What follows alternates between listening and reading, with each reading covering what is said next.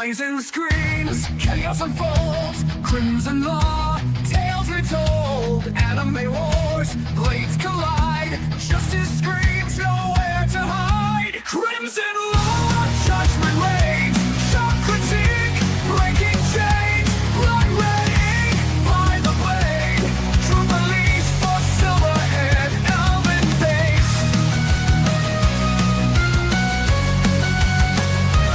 Elven babes. Neon skies, warriors clash, pixel worlds, honor smash, battle cries, vengeance near, crimson's wrath, all shall fear. Thunder roars, the verdict grim, myths explode, lights grow dim, bloodlines torn, broken dreams, crimson law, silencing screams. As heroes fall and villains rise, shattered dreams and severed ties, stand and fight, the time is nigh, rising up to do what's right. Crimson law, judgment reigns, shock critique, breaking chains, blood red ink by the blade, truth unleashed for silverhead, elven babes.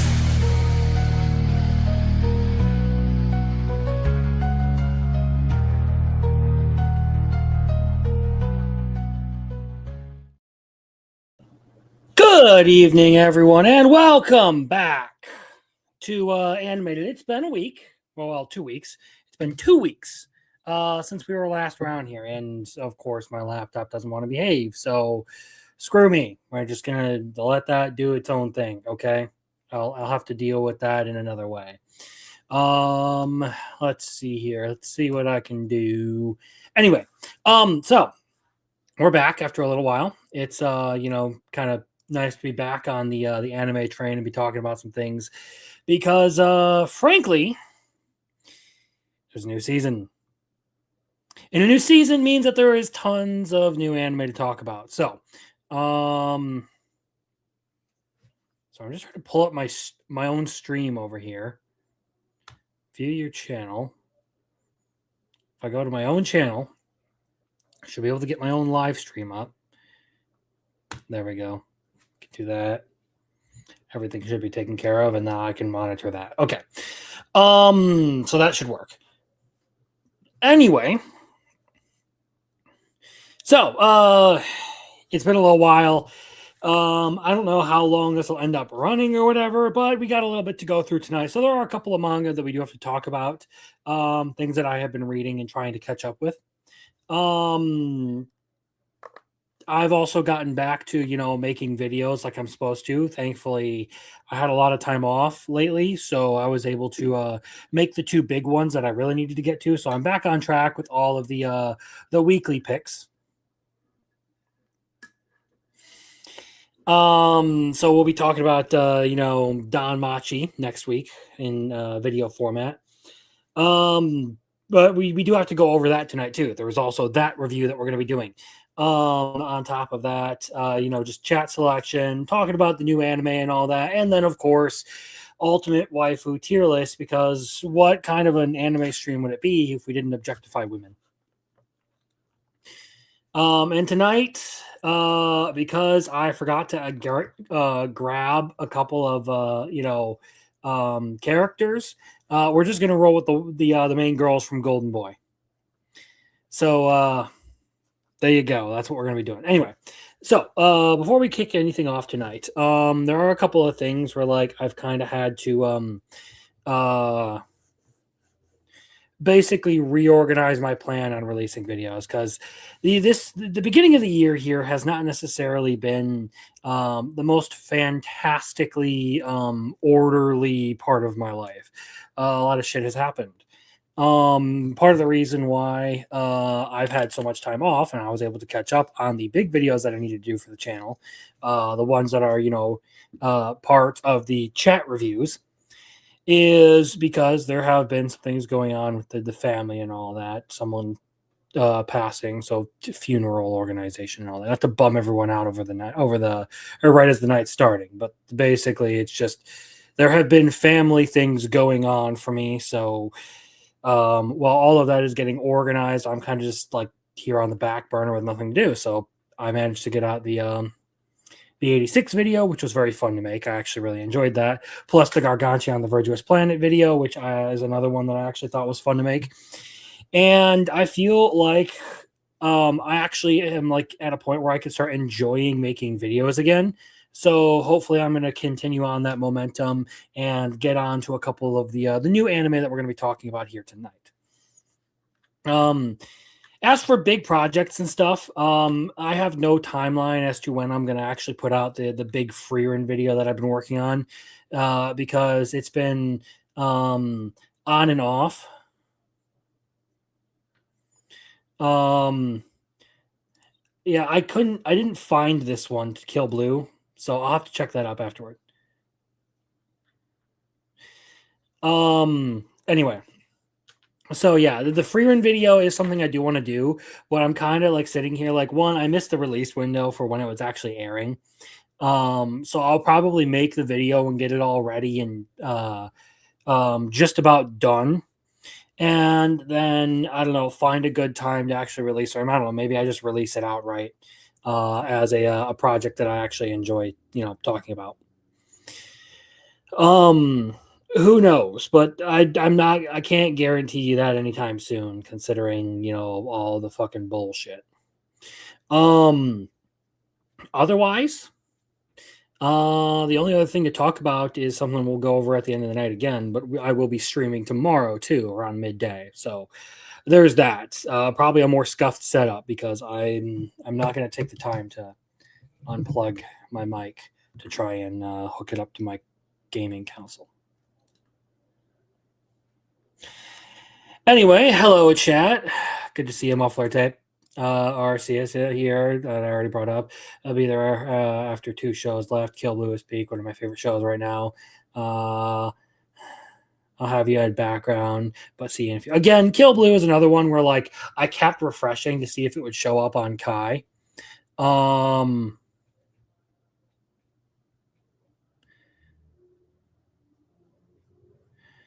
So like I just didn't end up seeing it. I do want to watch it, so we're gonna see. Oh wow! Yo, how we doing, Muffler Tape? Hey, doing pretty good, man. I was just waiting to hang in the backstage until you're ready to bring me on and stuff. But dude, great to be on. Great season so far. Let's talk about it, man. Whatever you got. Well, I mean, there are a couple of things in here that I think you're going to want to comment on, whether it's manga or the anime we're reviewing, because this was your suggestion that we're going to be going over. Yeah, so that was part of it. Yeah, but I'll let you. But there are at least two. There are at least 2 other series when we're going to start talking manga here that you're probably going to want to give your comments on. So okay, that works out. So we're going to roll into it here really quickly, and we're going to start with the one that I don't think you have read. I've talked a little bit about this, but this is basically like my diabetic, oh God, everything's going to shit, let me read something cute manga for the time being. And this is My Tiny Senpai. I've talked about this before, but I'm a few volumes deeper into this now. It seems like they have a very slow release for this series, which is unfortunate. But effectively, the premise is that this chick here, she's really short, has massive tits. So basically, imagine Uzaki, but even shorter. Okay. And it's basically an office romance where everyone in the office is actively trying to get them together. And they do actually have some like good fan service shots. Like there's a whole bonus chapter where the older sister for the main character is trying to feel up the main girl here. So they have a whole thing where like they're in a changing booth and it's just the older sister's hands over her titties as she's like no bra or anything. It's just it's full on like a grab titty. I'm always up for good ecchi, man. In terms of like storytelling, it is really just kind of like a 7, like a good series, the one that you just read to like have a feel good moment and everything. The art's good. I like the way that they like stylize their humor and everything. They are like much the same way they do like Comey with cat ears. They kind of do the same thing for this girl because her name is Katase. So they're constantly like portraying her as like a cat. Did I just trigger something? No, it's cool. Star Trek was just calling, and they wanted their sounds back. We're good now. Yeah. So all in all, fun series. Not anything I would say is like a must read or whatever. Like that 7.26 pretty much tells you everything you need to know about this one. One where the rating I don't think tells you what you need to know about it, and one that I feel like you're probably going to be a little bit upset to see that this has a 7.6. That's gay. Chojin X. This is a manga that clearly deserves to be rated more highly. Like for art style, for storytelling, and just for like general writing. This one's actually a really, really good one. I've been really enjoying it. I've been slowly getting through it because the chapters are long, and I've been, wasting away working on other projects and shit. And normally when I do my reading is when like I am on lunch break on the job, or if I'm somewhere where I'm like obligated to just be there all day. So like I actually did read a few chapters while I was at Easter lunch / dinner with my family. So there was that. I am up to hold on. This is incorrect now. I am up to chapter 40 right now. Okay. You have about 30 chapters to go because there's 71, and that's 14 volumes worth of material. So it's pretty insane. Like Ishida really gives you a good chunk each time. And for those of you who aren't like familiar with the premise for this one, let me just like sell it again here. So basically the main character, Tokyo, he's this dude who's constantly been like lagging behind his friend like his whole life. He's basically just playing second fiddle to this kid who is like super talented, really good at everything. Up until the moment where they have basically an encounter with so some weird superhumans and a strange serum in a vial. And Tokyo ends up injecting himself with some of that serum, and it turns him into a Chojin. Now, Chojin are superhumans, basically, and they develop powers centered around their obsessions or their fixations. So for Tokyo, he turned into the Vulture Chojin. Which is very interesting. There are a couple other ones in there, like there's someone who is a strength Chojin, and it's not always just like this weird development. Apparently, some things are also hereditary. Some things can actually be passed down, like to a chosen successor and all that. The powers are a little bit more diverse than that, but how you get into the series is you're introduced to it as this like forced evolution, kind of. And ultimately, what you end up with this series being is kind of like this, I don't know, more mature version of My Hero Academia, to where like you have all these people with like ridiculous superpowers and everything. Like there's literally an iron pole Chojin. Yes. Like there are some goofy ones, and there are also some really crazy ones. Did you see the pure white Chojin yet? The pure white Chojin? No, I don't. Okay. Never mind. They're just funny. to Old Town looking for hamburgers and gyoza. Yeah, that's when it's introduced. It's pretty funny. Sorry. Yeah. Really quickly, thank you, Jeremy Turner, tip for your favorite anime YouTuber. I appreciate that. Hold on, where is it? There we go.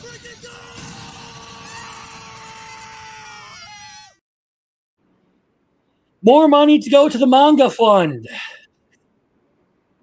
Unfortunately, I haven't really kept up with a lot of the Mushoku Tensei stuff, so I won't be talking about that tonight. I have not over this past week, so I have not really.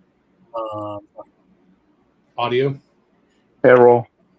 Yeah, I forgot that you were in the fellow autist. Not that it matters, but Hey, he's been watching a lot of shows with us. yeah. At least He's watched quite a bit of it. Plus, I mean, he reads Chosen X, doesn't he? Oh yeah, he's current with me. I'm pretty sure. Yeah. Right? Aren't you? Yeah. Yeah, I read the last chapter. It's again- pretty good. And again, you can all read this series on Manga Plus for free if you're really interested in something a little bit more dark. Ishida's art is really good, and I've liked his writing so far. Like the overall story has been very interesting. Now we've gotten into like the Mark of the Beast shit. Yeah. The thing is that he has really compelling villains in this series. So, Bautista or Bautiste, however you'd say that, I think he's a really compelling villain. One of the best I've seen in a long, long time. And then the same thing goes as far as, Sora. Sora is fantastic as well, and he does a lot of interesting things narratively with that. But, good stuff. Good fan service too. Some really cute girls in the series too. Even though it's grim dark, it's still Momoma and you got like Palma. You've just been introduced to. So yep. Oh yeah, Palma, that crazy bitch. Yeah. Hey. She's a good girl. All right, we could fix her. She is a good girl. She's a good. Yeah, sure. So the last one I have on here is one that just released a new volume. And I know you're super excited about Studio ACAT adapting this one. I hold out hope. Okay, yes. Reborn as a Space Mercenary is great. All right, and fall we'll find out. Okay. Yeah. So this is one that I keep up with the manga for rather than like the light novels or anything. If I ever get around to it, I'll probably end up like checking out the audiobooks and stuff for it to see like how the manga adaptation compares to the audiobooks, because that's always something weird. Is like there are always little bits of differences in there, like even for like people who like read light novels for ReZero or manga for ReZero, there are differences in there that like sometimes are important. So I'm curious to see if you get some of those changes and stuff like that. Otherwise, like I've enjoyed it. It really is just kind of one of those like fun harem isekais. And because it is a sci-fi one, it actually feels pretty unique compared to a lot of the other isekai that are out there. Like it's more so focused on like actual ships and guns, long range weapons, all that kind of stuff. You don't get as many like swords or mechs or anything in this one. There's a few instances, but yeah, for the most part, it is just ship combat and or you do get some power armor, and there is one dude who wields a sword, but like most of the time, like they're in gunfights or they're in like dog fights in the asteroid belts and stuff like that. So it's pretty interesting. And now, of course, there are the two dwarf girls who have just been added to the harem. That's a fun arc. He's not super enthusiastic about it because he views it as like a guilty thing. It's just like I can't see them as actual women because they're so short. They are very pissed off about that too. They're like, "No, I'm an adult." So like he just rescued the one from the kidnapping. So okay. That's where I'm at. He's in the process of getting the mothership built. Then Yes. That's nice. That's a lot of fun. Mm-hmm. So I have yet to complete that volume, but so far I am 10 volumes deep on the manga on this. I think it's a 7, honestly. Like I enjoy it, but at the end of the day, like aesthetically, there are some like decent things in there, or some unique creative things in there. But I don't think it really deviates in terms of like, I don't know, core storytelling too much from what isekai generally does. Until they introduce magic. But yeah, I agree. Okay. I'll just leave it at that. One day, sir. Okay. So yeah, that's pretty much all of the manga that I have read. I mean, unfortunately, some of the new stuff that I do really want to get to because I It's very interesting that my Gargantia video has actually gotten more views than my 86 video. And because I mentioned Tsutomu Nihei in there, I have gotten recommendations for other Tsutomu Nihei manga I did not know existed. Apparently, Interesting. have one about pirates too. Like this motherfucker just writes about everything. I'm really because that Nihei is the guy that does the Tower Dungeon, right? Tower Dungeon, Blame, Knights of Okay, Sidonia, Dude, his art is wild. Biomega. I read the first volume of Biomega, and it was not for me. I put that down because that was a little bit disturbing and a little bit too much body horror. And that's coming from a guy that likes Ishida. So, yeah, take it or leave it on that. I'm trying to remember. Oh, yeah. Kaina of the Great Snow Sea. I'm kind of curious about this now. And this was something that someone mentioned in a comment on my video. Adult One Piece. Let's see. Let's go to Mal here. Actually, I have a tab up for Mal. I can just use this. Let's see. Kind of. Oh shit! It looks like it has an anime adaptation, and it's not very well liked. Oh, okay. Yeah, here. Let me just pull this up. Yeah. Share screen. Here we go. So apparently, not a whole lot of people were happy with this. And it doesn't look like the manga was any better because if you go over here, it's about the same. Not seen anything yet, but Because I got to pull it up because I'm a retard. you're good too. So yeah, here's the manga. Doesn't look like it was. It's pretty short too, apparently. No reviews or anything. Only 400 readers. When was this published? Oh, just maybe last year. It looks like this was on and off thing for the past couple of years. So he might have worked on this. I'm kind of curious to see when the anime adaptation. So here's the anime adaptation. Episodes 11, winter of 2023. So was it an anime and then a manga? No, it was a manga and then an anime. Well, then. Because the manga started in 2022 and it ended in okay. 2024. Okay. I don't know how to feel about that. That's weird. Yeah, that's very weird. Are there any reviews for this? 10 recommend, 8 mixed feelings, 4 no. That's interesting. Very interesting. I'm kind of curious about the distribution on this one, though. Let's see. Most people give it a 7. Interesting. So maybe it's not so bad. Yeah. Maybe something to check out. I'm kind of see.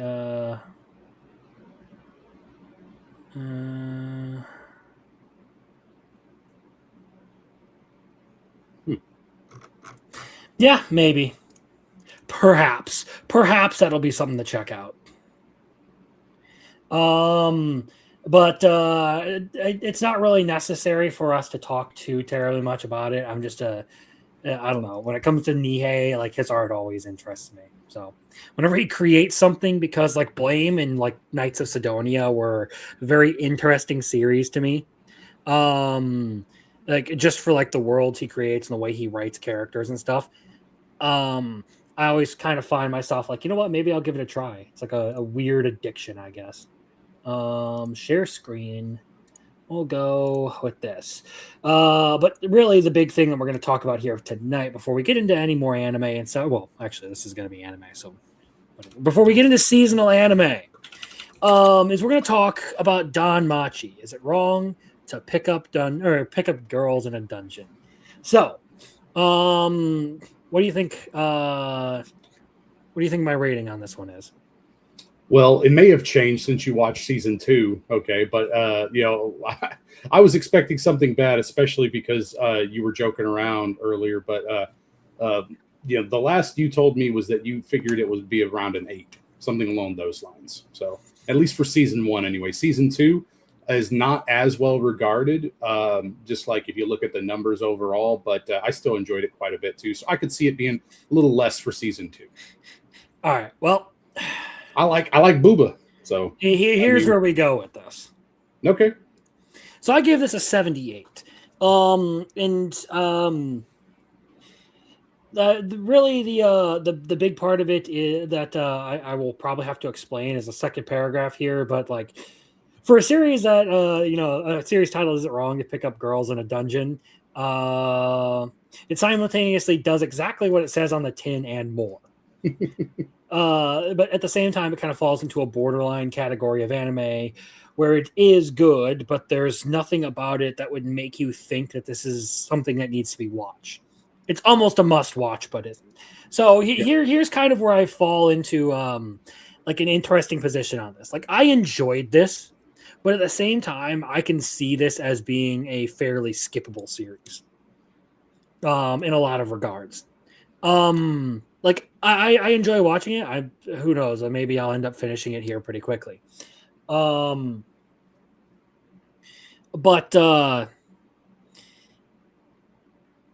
I don't know. There were certain things about it that didn't, I guess, like strike me as good as maybe I had hoped. And I don't know, maybe I overestimate how people talk about this series, but like it's enjoyable, it's fun.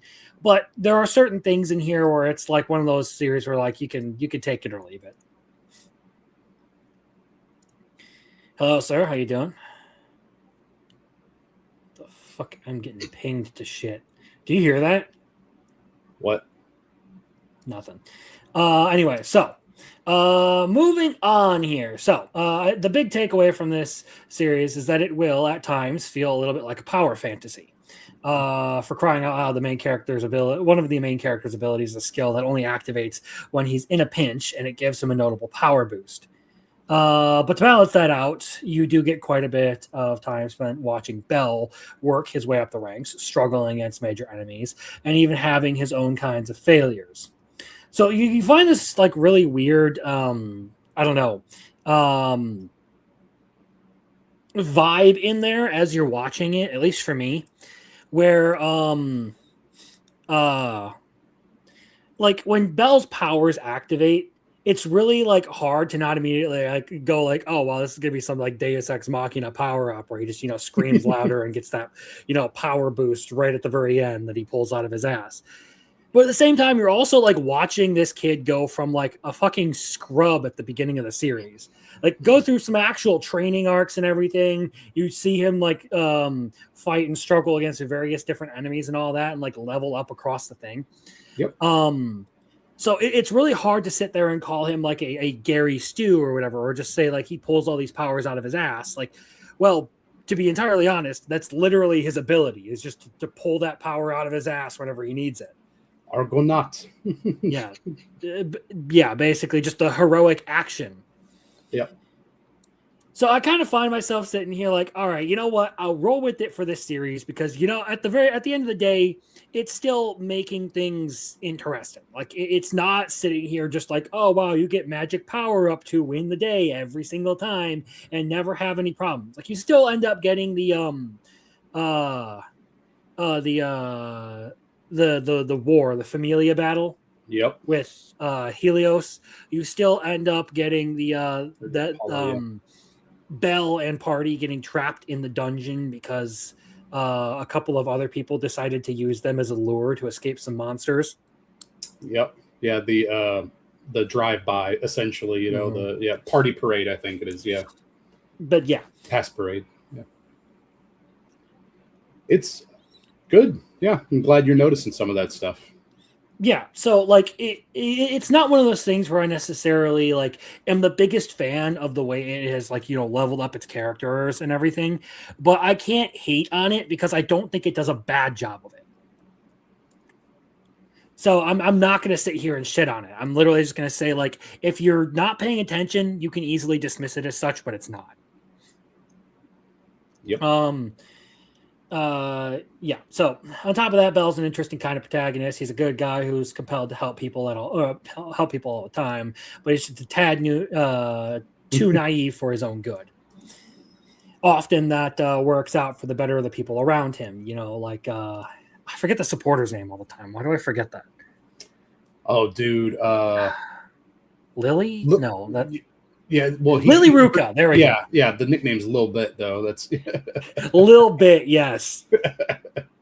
So yeah, like for her, like that was an interesting one because I was sitting there, like, kind of like, honestly, if I were in his position, I would have been a little harsher on her and all that. But yeah. I mean, there was some reasons. respectable.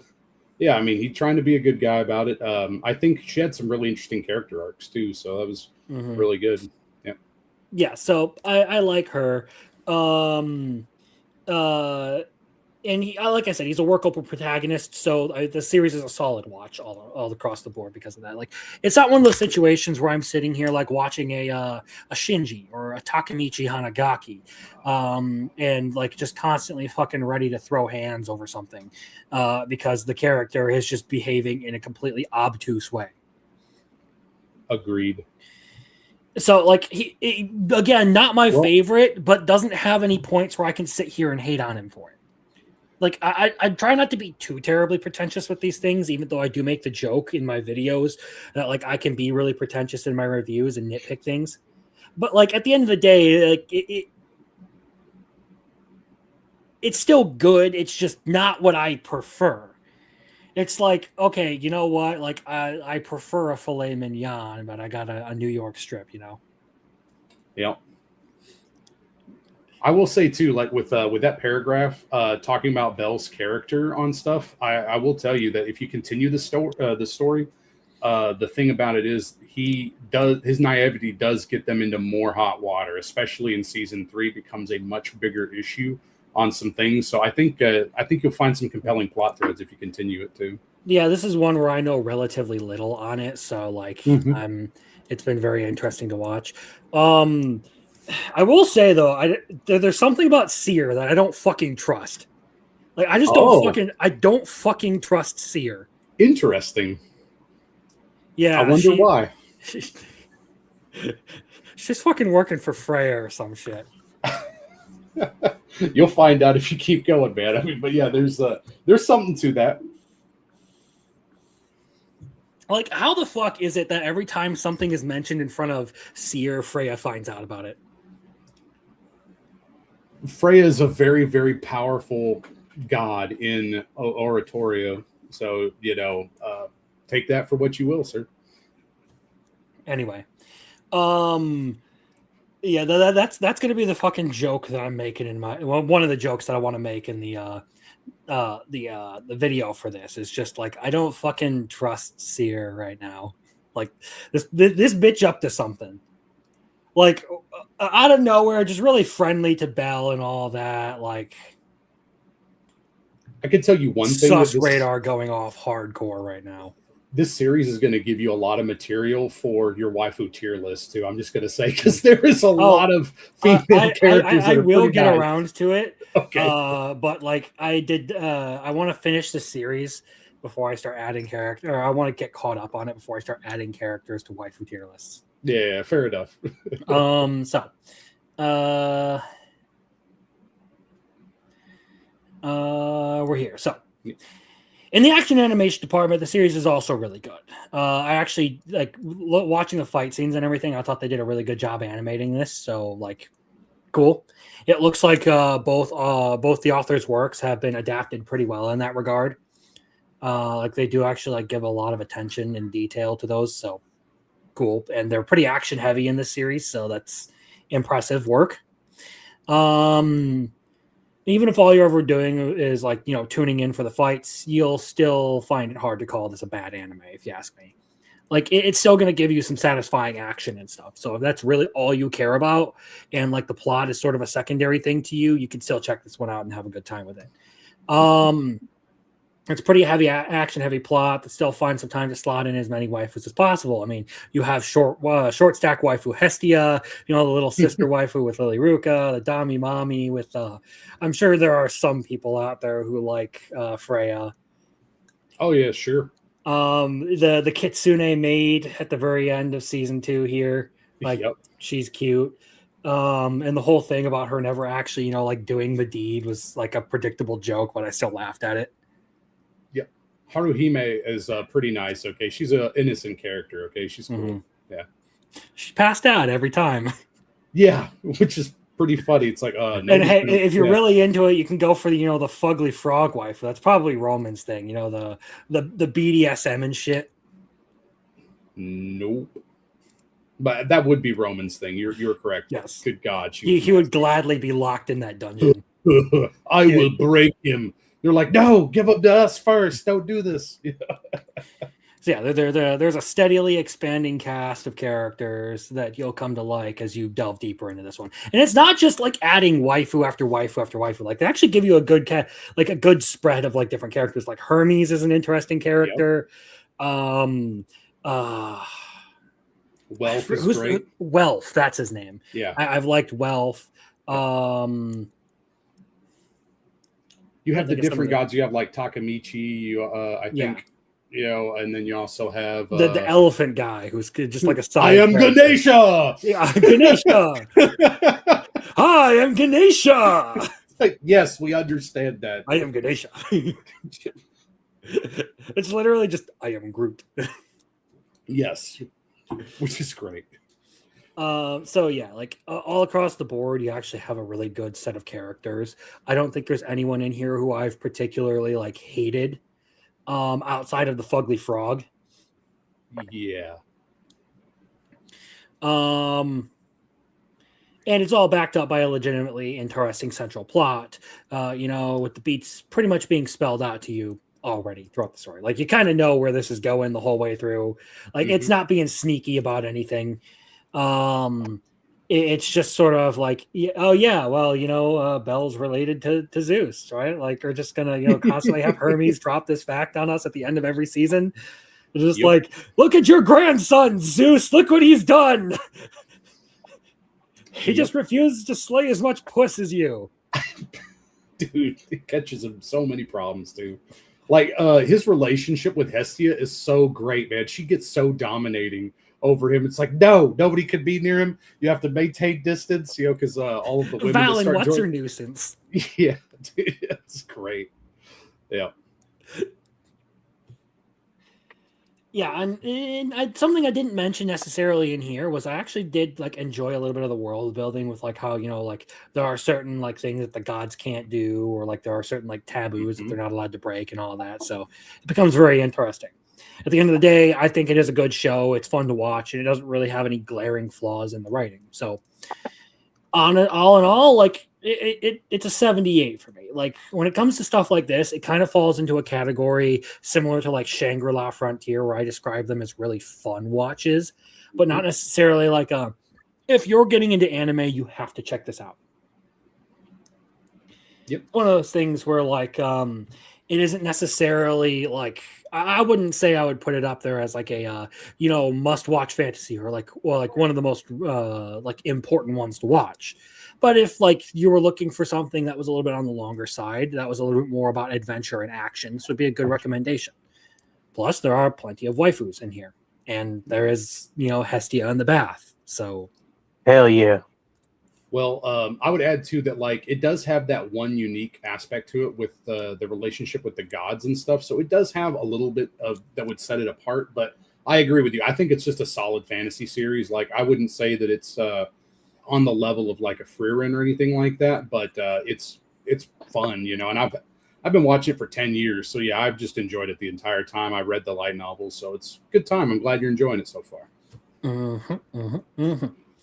All right. Well, and with that being said, that means it is time, of course, to spin the wheel again. So we're gonna pull this up. If you guys have suggestions for anime, the limitation is it has to be like 24-ish episodes or less, something that I can complete within a week. If you guys have suggestions for things that you want me to maybe watch, now is your chance to throw them out there. And they will go on the wheel. We will spin to see which one we'll be talking about next week. And that means that I will watch the whole series, do a whole review on here like I did for Danmachi, and even be making a video on that. So right now, This is what I've added so far. So there is the one from the comments, which is the Wasteful Days of High School Girls, and I've put on Outlaw Star because I'm just kind of like rotating back and forth between a couple of them as we do this. Ooh, I wonder what you're going to think of that one. We have Bokuben. Fuck off! That one's not. that one is not fucking. If we were deeper into the season, I would consider it. But no, not right now. We do not do sissy hypno here. Traps aren't allowed unless you're here, Arceus. Okay. Like it Yeah. needs to be something where I can actually make a decent review of it. Because right now it would literally just be me throwing it on the list. Correct. Like I am legitimately caught up with it right now. So what the fuck? A Condition Called Love. Okay. Yeah, I'm watching that one right now, so I respect that pick. Yeah. That was Bokuben.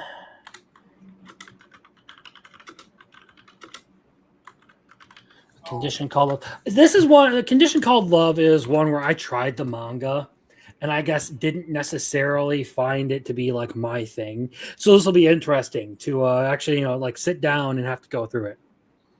Let's see if I have a different perspective over the long term. I'm halfway through with it right now, and it's interesting. And some of these other romances from like this season, I find to be more frustrating than it. Personally, I can already tell you that. So. Rolando, you're on here. Do you have any suggestions? Anything you want to throw on here? No Guns Life. No Guns Life. That is one I have heard before. That is 2 seasons, 12 episodes each. Okay. Pretty sure. We can verify that. Let's see. Mal. Whoops. Let's just do a quick search. No Guns. Okay, No Guns Life and No Guns Life second season. Oh, this is the motherfucker with the gun for a head. Okay. Yep, the Resolver. The Resolver. Okay. Okay. That's the name that some people give him in the anime. Yep. Mm-hmm. All right. Yeah, that's something I could do. 2019 by Madhouse. Interesting. Any other suggestions? Now is your chance to throw it on the wheel, and then we will spin. I'm going to give this another 5 minutes. So I guess until 8:45. Just roll with that. So if anyone has any other suggestions, now is their chance to put something on here. Otherwise, this season's actually been pretty interesting to me as far as anime goes. Like it feels kind of nice to like be mostly happy with a lot of the anime that I had already like picked out going into this season. Like there are like one or two in there where it's like, okay, you know what the fuck, I missed on this one. But overall, for the ones that I like did or didn't pick up, I'm pretty happy with, my choices. Fair enough. Yeah. I don't know, since you're I don't want to overwhelm you on anything too, so like you're just going to be maybe still checking out Danmachi going forward, right? Potentially, but realistically, it might end up being one of those things where like it would be more likely for me to get to it if it was on the rest of it was on the spin wheel, because like with I can recommend that. That'd be fine. It's your choice if you want to go for it and put it on there. Because I wasn't gonna say anything at the moment, but that'll be fine. Yeah, so like Danmachi, that'd be like seasons 3 and 4. Season 5 would be too much. So yeah. I mean, like I have enjoyed the series so far, but it kind of is one of those things where like with Sword Art Online, that's another one I enjoyed, but haven't continued watching because I've been preoccupied with a lot of other stuff. It's very hard for me to just slot in vanity projects like that when it comes to watching anime, because like obviously I have these and then all the seasonal stuff plus the fictionology stuff. Correct. Yeah, Jeremy, season 5 is the most recent season for Danmachi. That was that one was an interesting one. The outro was very spicy.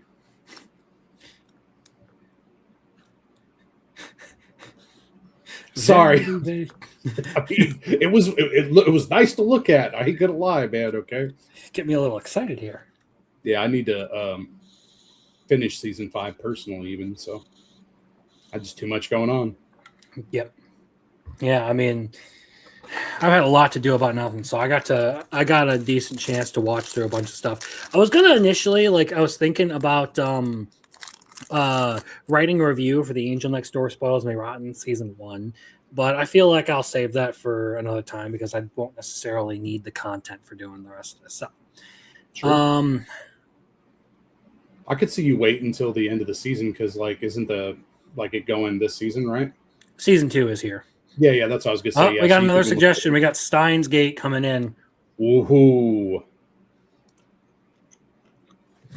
Right on. Steins Gate is one of my top picks all time.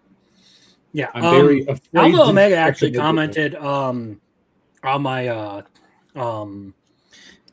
86 video talking about I believe they are colloquially called the Nisei during World War II, but the Japanese American branch of the military, basically all the men who were interned during that period of time, that's what the 86 were based on. Oh, okay, cool. Mm-hmm. I have not checked that series out yet. I need to.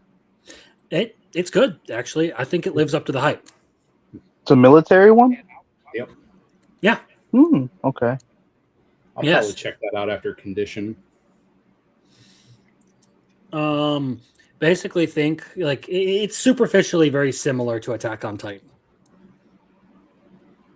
I mean, the 86 are basically treated like Eldians. Yeah, but I heard that it's the good one, not the nihilistic ending. Oh that you yeah, get. this one ends on a really upbeat note overall. The light novels are still continuing, from what I understand, and from what I've heard, the author already has how it's going to end planned out. So he's not just winging it; he's just working towards a specific thing he wants to do. Jeremy says, if y'all do a watch party, let me know. I love that series so much. Absolutely, sir. I know you're a busy man with the family and whatnot, but I may watch some of it with Rolando. He tends to be my partner in crime when we're just poking around. It is 8:45. We're going to cut it off now. So it is time to spin. New 86 coming this year. I haven't heard anything about that. So let's see. What do we get? No Guns Life, No Guns Life, No Guns Life. Bro. Okay. You're going to have fun with this one, buddy. I was about to be like, holy shit, if it's fucking Don Machi a second week in a row, that would be insane. It almost was. I know, yeah. It's cool. I was reasonably convinced it was about to be that. But Steins Gate, all right. That's what we will be checking out next week. So I hope you guys will tune in for that because that's what we'll be talking about. Top 10 anime on Mal for a reason. Mm-hmm. And we will now bring this down. It's okay. Make sure, don't get discouraged by the first 6 episodes. Okay, that's all I will warn you on. Okay, just keep going, please. Don't be me. It took me a few tries. If you guys keep hearing the fucking clinking, it's this. I got a new chair recently, and this has been sitting on my desk because I fidget with fucking metal objects all the time for no reason. And I need to get rid of this thing. Yeah. Yes. Yes. Definitely a maniac, Oh my god. Ooh, so fake scary. YouTube. It's fake. It's fake. Okay. It's fake, man. Okay. It's fake.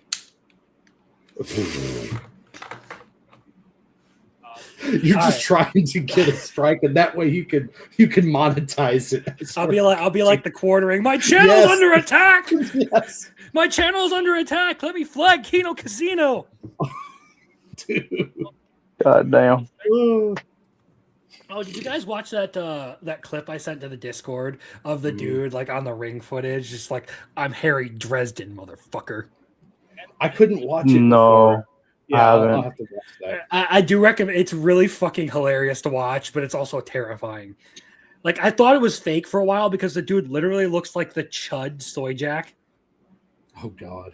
Okay. But God. apparently it's a real footage of someone breaking into a dude's house.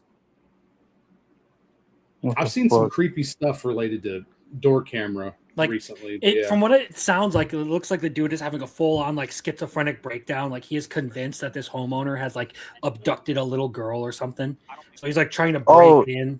Is that the one where he says like, where's my daughter, or like where's your daughter, here?" some shit? Yeah. Yeah, that's creepy. The fucking ringing the bell really violently. I don't know. He wasn't built to like fight, so I don't think it would have gone well. Well, it gets resolved with the homeowner coming home and getting walking through his house armed with a shovel, trying to get the dude out of his house. So, yeah. Anyway, that is irrelevant right now. So, we got a new season of anime to talk about. So, whenever Arceus feels like he wants to jump in here, he is perfectly welcome to. But now is the time where we start talking about anime. And the first thing we're going to talk about is, of course, all of the continuing anime. So, Of one.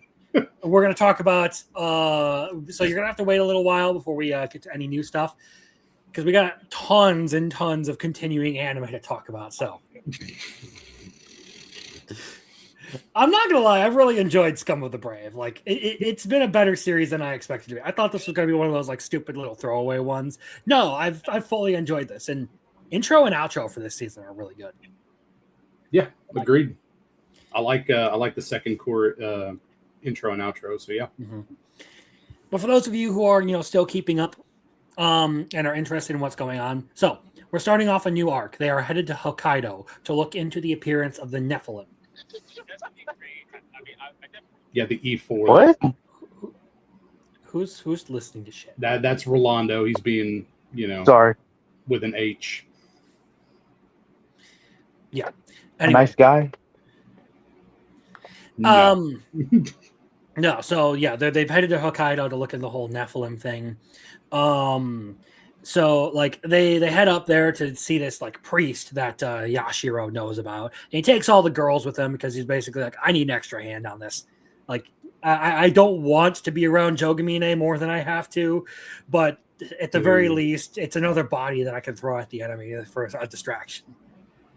Damn. And that is where you get to like as soon as he said like the sword was heavy in that exchange, I was like, oh, it's Malta. Yeah.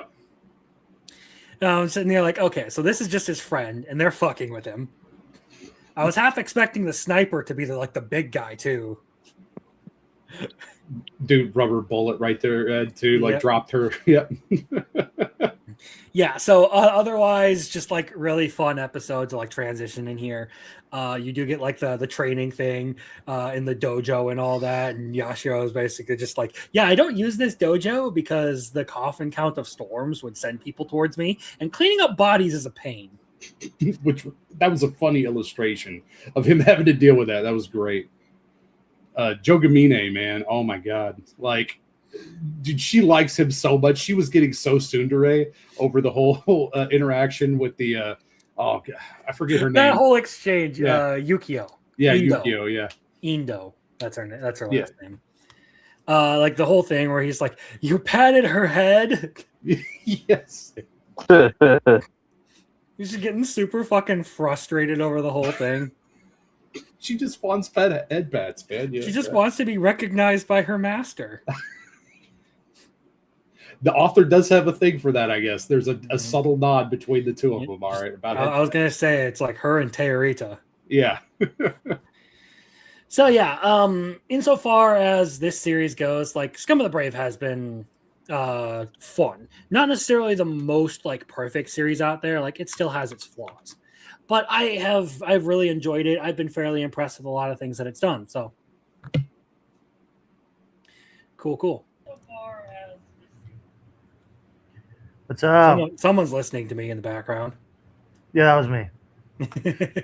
Just to make sure that my voice sounded fine. All right. Well, just in time for new anime. So, We're gonna start off the night talking about Petals of Reincarnation. I'm curious, what do you guys think of Petals of Reincarnation so far? I guess I- I'll talk. Or you Yeah, go, you go, Arceus. man. You haven't talked yet. Okay. I'm not a fan of it. I don't really care.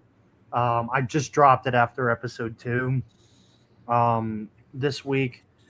I don't care if people are saying it's not AI backgrounds. I personally think they're using AI for the backgrounds. It kind of just doesn't look right to me.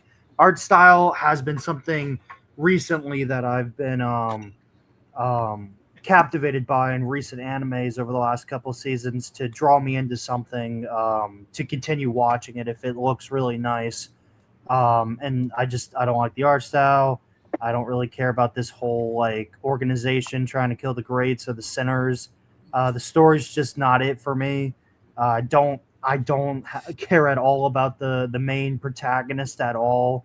I don't care to see what he does. I guess the action and animation is pretty good.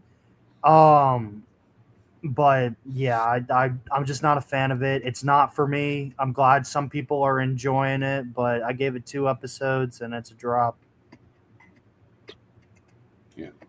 I'm similar in mindset, not 100% in alignment. I think I'm going to give it at least one more episode before I like potentially drop it or anything. It feels very odd to me at times when I'm watching it, as far as like the tone of the setting and everything, because it tries to be super edgy, and yet sometimes the visuals just don't match that at all, and it comes off kind of cartoony to me at times. Specifically with the whole like, you know, they have to like slit their throats to activate their powers and stuff, and then you have these like CGI almost, you know, petals floating around them and stuff like that. The visual appeal doesn't really do it a whole lot for me. As far as the character writing and stuff, it seems okay. The issue for me is that it seems like the plot is bouncing around a lot. It's trying to set up some pieces, but yeah, I mean, right now, like the biggest nexus for the series is just around the main character's relationship to the samurai girl. Okay, and it's like basically them. They play well off each other, but like I don't really have a firm connection to like anybody else, or really care about anything else at all going on in the series right now. So that's kind of where I'm at. If they can make me invested a little bit more, I'll probably keep going a little bit longer. So. Rolando, did you watch this one with us, or did you skip out on this? I do not. Did I? I don't fucking remember. Well, clearly, even if you did, you didn't care enough about it to remember it. So, No. largely, I feel conflicted about this one, and I'm kind of echoing Muffler's opinion on like giving it the 3rd episode to see what's going to go on. Because that's kind of what I committed to when the first episode left me feeling like I couldn't figure out how I was supposed to feel about this anime. On one hand, there are certain things that I do really like, and I think they ended on a very interesting twist. But the way they have played this out does feel very, very edgy. And like I respect people who don't like actually want to continue with this. I don't think it's a great anime, to be entirely honest. Like it squanders a lot of the potential it has with character writing and storytelling so far, if you ask me. Like it doesn't really do a good job of playing off the things that it starts to like with. It does lean very heavily into the super duper etchy shit. And edgy. There's the word I'm looking for. Yes. Edgy shit. I'm not even drinking. Yeah. I don't have that much left. Come on. And I just, as far as the art style goes, I also hear that complaint. Visually, I don't think it's necessarily appealing. It's unique, but I wouldn't call that appealing. Like that's about the only thing I can say is like, I want this to do something that I like, because there are certain ideas to it that I think are very interesting. But otherwise, it's got all the markings of like a not very good anime. Yep. Or even just a not very good series so far. Yeah, you guys put it in a more well-grounded saying. I found it boring. I don't care about the characters or really even the plot that it goes on as of right now. I may be sounding a bit more harsh to it. I'm glad that Alpha's over here enjoying it. Yeah. As a great watch. I don't care. I'm really different from most anime fans. If I used to sit through multiple seasons every week or series every week, 7, 8, 9 shows a day. Sometimes, there'd be days like that, and I'd be like, "Why am I watching this? Like, why am I sitting here watching this when I could be doing something better with my life?" And it's just like, why am I doing this to myself? And this is a show that I was watching on Thursday. Like, yeah, I'm enjoying the other shows I have on this day than this. I don't care. I don't care where this goes. It seems fine. It looks like there could be potential. But if I mean, that's what everyone tells me is when Lolly Hitler shows up, it gets good. Well, when that happens, I'll find it. When that happens, when that happens, then that one. Then sure, if it interests me, then I'll try it again. But right now, I don't really care personally. Yeah. Like I understand Arceus. Like I do not think that this is a series that actually like is like worth dedicating time to. That's why I'm giving it to episode 3 to really give me something. Otherwise, I'm probably just gonna drop it and find something different to watch. Yeah, I mean, dude, I got 30 plus shows right now. I don't know what you want me to do. That's yeah. Well, yeah, that's insane, but I respect it. Okay, no, I've checked out a lot too. As far as the Shota Hitler stuff, like that's really the reason I picked it up, is because it was just so ridiculous and out there that I couldn't help but like check it out. Mm-hmm. And I've checked it out. I'm not very impressed with what it's doing, and well, it might not hang around very long depending on what else we have to talk about. Alpha, how is the manga if you're a manga reader? Because that's the one thing, like this has like brought it to my attention enough to where I may check out the manga sometime, but I doubt, like right now anyway, I don't feel super strongly about continuing it. So yeah, it's interesting that you bring up the manga. Sorry.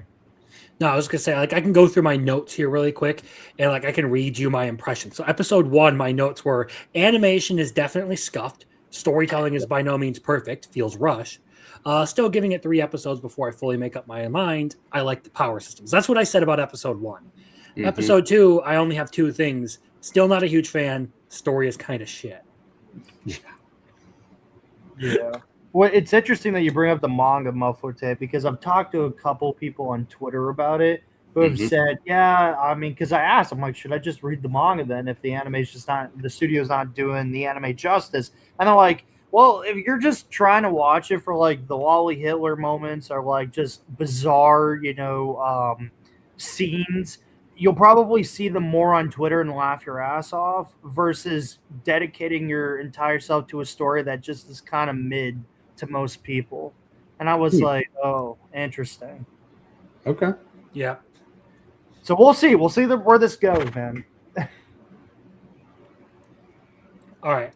How many of you guys are watching The Angel Next Door Spoils Me Rotten? I know RCS has controversial opinions on this one, so I don't expect him to be watching this. I'm kind of holding sorry. out. I have not. So, Yeah, you're probably flying solo on this one. All right, I'll try to make this quick. So I binged the first season of this last week, I think, before this season of anime started up.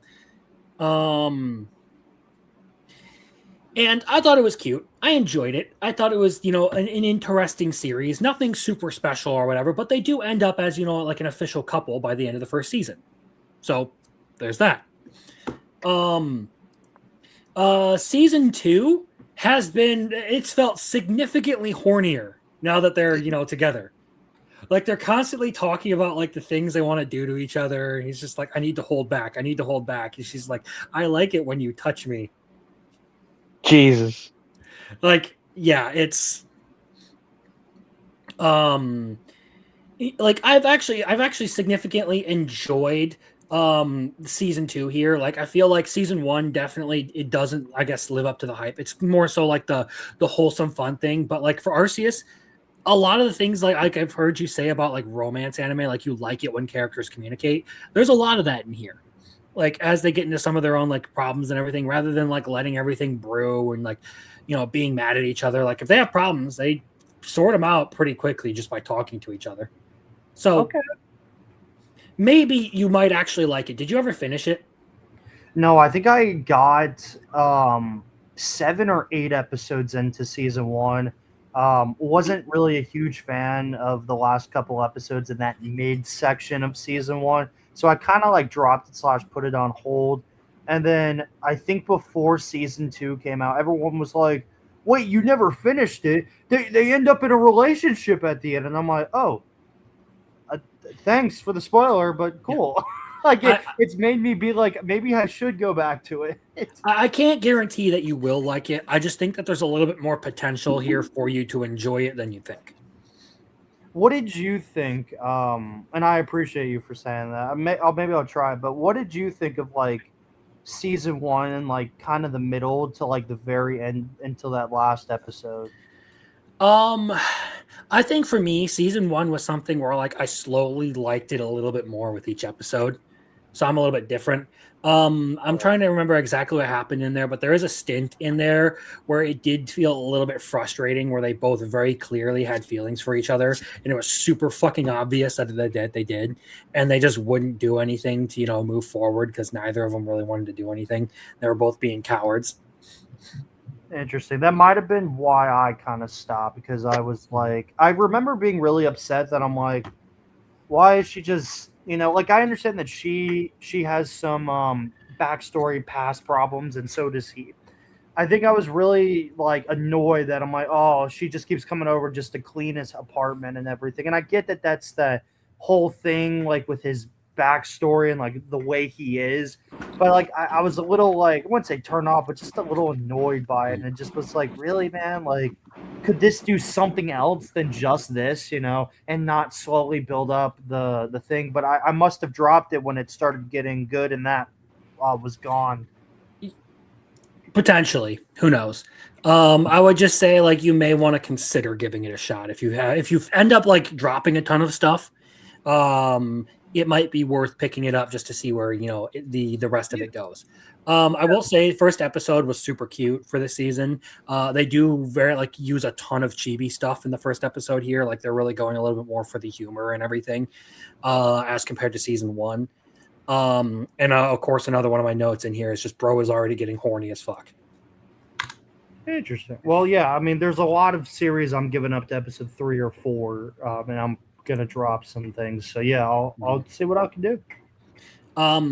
Episode 2 is the one where, you know, like they I actually, well, you know what, fuck it, episode 2, they're like biting each other, so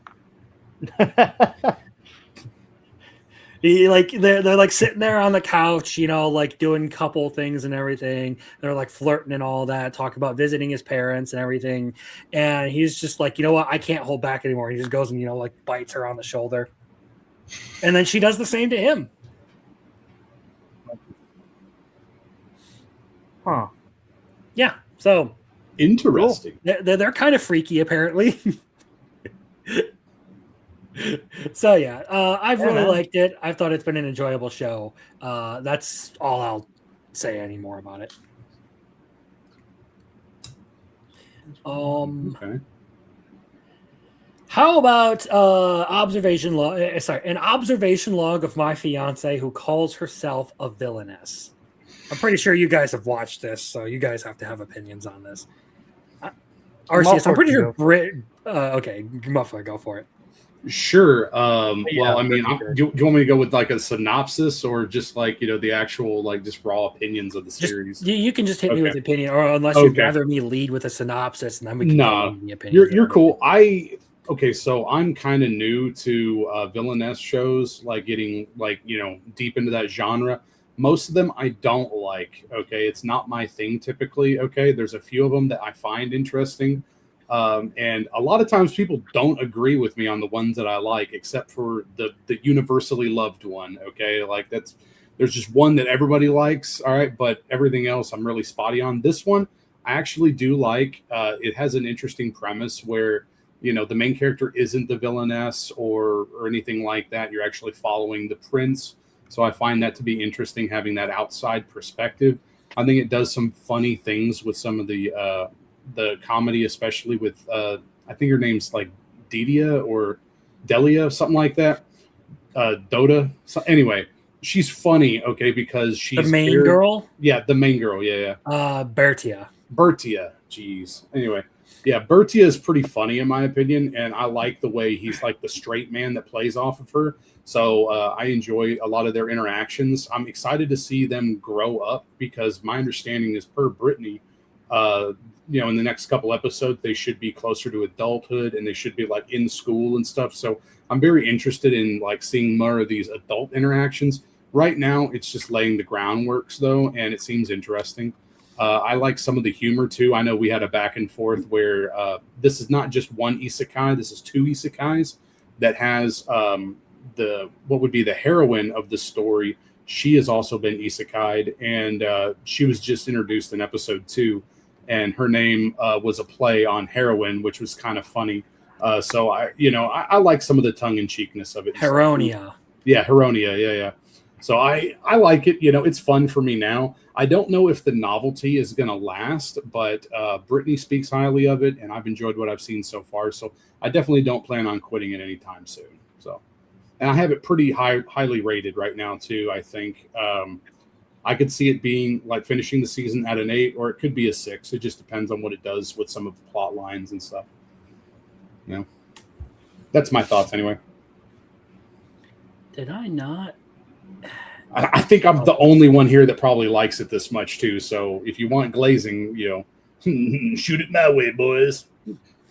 Sorry, I'm actively trying to organize some of these. Anyway, So as far as this goes, Arceus, you got any opinions on this? Oh, hey, look, and Brittany decides to show. Yeah, giving me my opinions. All right, Villainess's peak. All right, tell her how you really feel, okay? I know, right? I'm stuck with this. I'm stuck with this for another 10 weeks, and I'm gonna kill myself. Okay. Dang. Well, this is how I really feel. Not just once on Roman's stream, but on Crimson's. I'm sorry. All right, hold on. Ooh, take it back. Okay. It's fine. Like I suffered through Rent a Girlfriend. You don't even watch it. It's fine. Muffler brought up some good points. I'm not gonna just actively shit on it. The straight man, dumb girl, gig is funny, I guess. There's been a couple times that I'm like, okay, that's fine, that's fun. Okay, you're a little dumb, but okay, aha, a little chuckle right there, right? I'm just waiting for I guess more of the romance to like show up, basically, because that's kind of what I've heard is like a big part of the whole villainous thing. Honestly, I think I'm more of a fan of the heroine than Bertia, with less screen time, like 5 times less screen time, and I'm more of a fan of the heroine. I don't necessarily think that Bertia does like herself like any favors in like a protagonist position, right? But I still do enjoy this series. So for those of you who are unaware, the effective premise of this series is that the main character is actually this prince who is perfect at everything. He can do whatever he sets his mind to. He never fails, okay? So he's supremely bored, and then he has this run-in with his future fiance who is claiming to be reincarnated from another world. And she's talking on and on about being the villainess for the scenario. But he doesn't believe her at first. However, some of her predictions come true. So he starts taking her seriously. Mm-hmm. And every time she brings something up, it's always like an actual major problem. And I think this one is actually like interesting because I do enjoy the humor for it. Like I find it like interesting, but Bertia is a dumbass. Like we're talking about like stupid female characters. There is Bertia, and then there is Now. Oh, okay. Yeah. it's not, but it's not by no means peak, okay? But it's a fun show to me. Like, I enjoy it. Villainess isn't necessarily my thing, but I guess I'm more open to it than most people on this panel. So it's just interesting because like it's different, and I see the image of what you're saying, Brittany, that like it's definitely different. It's not an 8. No, that is too high in my personal opinion. I see the vision. You're gonna catch it. I see the vision of it. Honestly, I think I'm more of a fan of the Prince Cecile more than Bertia. Bertia just kind of annoys me. I'm also not a villainous guy. I think there's probably like 2 or 3 villainous shows that I would be like, this is really good and I would highly recommend. So far, this isn't really, there's not much I can really say or praise much about it because it's just okay. It's like maybe a solid 6 to me right now. I'm excited to see, or I'm invested to kind of see where this goes and when they get to the academy. But I'm gonna stand the heroine over Bertia any day right now. And Cecile's the GOAT. I like him. He's cool. I don't like the heroine because she's actively brainwashing people to like her. Correct, but it's okay. Yeah, no, I actually upgraded this one from an okay to an interesting because of the second episode. Like, I decently enjoyed it. I thought it was, it was likable enough. But by no means do I think you're crazy for not liking it, okay? Agreed. It's fine. It's above average villainesses. There's a lot of bad villainesses I've seen, so this is definitely a better one. So that's what I'll say. Okay. All right. So how about Matt Damon's of the Shadow Realm? How do you guys feel about this one? That Pretty new good. episode was great. Pretty good. Episode 2 was very nice. So were you satisfied with the fucking second terrorist Gabby getting shot with arrows? It was pretty nice. Okay. Yeah, I want that more little- blood. Fuck that little terrorist. She deserves to Left. get her face punched in. Okay. Me and Rolando have like a kindred relationship now, as it relates to left. Okay, like I'm just saying. Oh, Yeah. yeah. Just saying. Yeah. Left.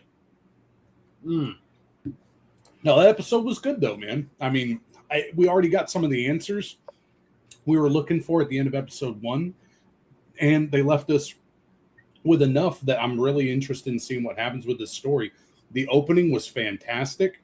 It, it doesn't spoil anything, but it gives you enough to go, wow, there's a whole lot going on here. I will say though that the English voice acting has been pretty solid in my opinion, except for Glasses guy, who I just found to be retarded. I hated him. Yeah, dude, I'm that just was- like, come he on. didn't- that was He didn't That was- try. he was so phoning it in. Like, that was awful. He should have his balls removed. But yeah. Maybe, or at least threatened. Before we get a little bit deeper into this, I will quickly Yeah. explain the plot so that people know what, like, kind of have some context as to what we're talking about. The synopsis on this one is that you kind of have this like weird Japanese Amish village that lives on the top of a mountain and just has a mystical barrier around them that shuts them off from the rest of the world. And the main character is one of a set of twins who has special powers. Now, all of a sudden, their village comes under attack by a bunch of modern soldiers using helicopters and everything. A lot of people get killed. A terrorist named Gabby, loaned to the series from Attack on Titan, starts killing a bunch of motherfuckers for no reason other than she can, because she likes to kill people. Not children, but yes. Yeah. And, I mean, a random woman, yeah. Basically, our main character finds out that the girl he thought was his little sister the whole time was actually a fake, and his little sister is now trying to kill everyone that he considered friends and family in the village. And then, then he finds out that he also has command of basically 2 local deities who, will just follow him around and do whatever the fuck he wants them to do. One of them very hot. Basically, it is like I don't know. It's like Pokemon and Jujutsu Kaisen together, or not Jujutsu Kaisen, JoJo's Bizarre Adventure together. Yeah. Yeah, I could see that.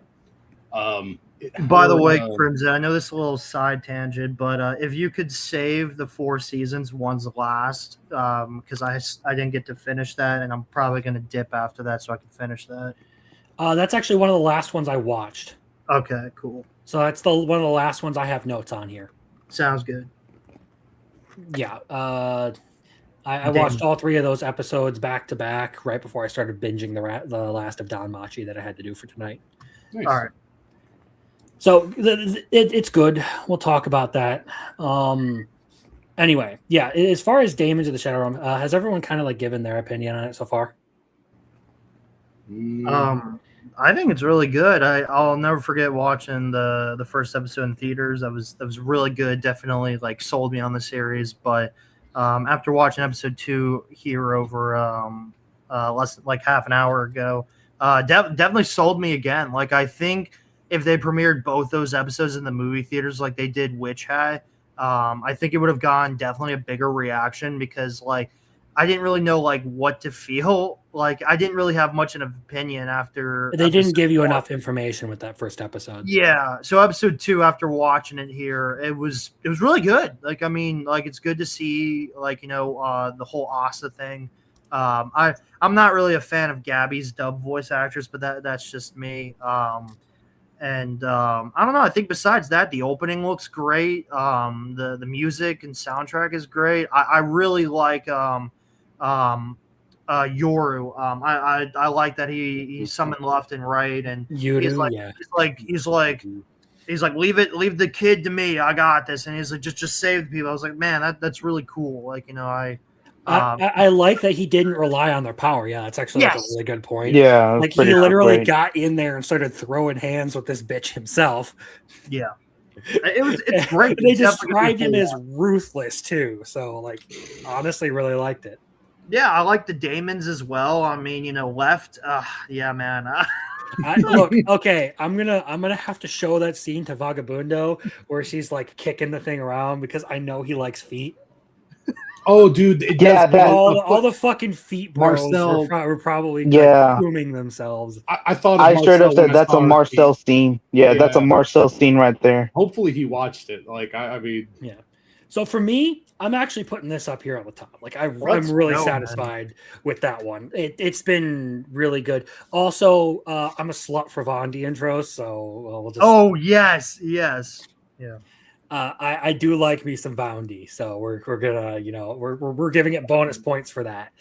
Generally, like that one is another one that this season has like lived up to the hype. Like I was very interested in what it was going to do. I feel like it did a good job of actually like with the first 2 episodes together giving you a good setup to a story. Little rushed with the first episode. It felt like they really ran right into things, but otherwise they do give you the information you need to understand what's going on. They give you some satisfying character exploits, like with Yudu getting in there with his bow and arrow and shooting Gabby. And they kind of give you some like compelling moments and everything just for the characters overall. I also like that they started like just sort of like talking about what the daemons actually are. You kind of see like that local gods are technically considered daemons. yes, which was cool.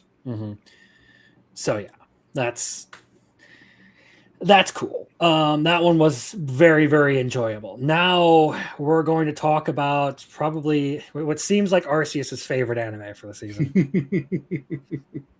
Make a Chaco. The fucking opening, dude.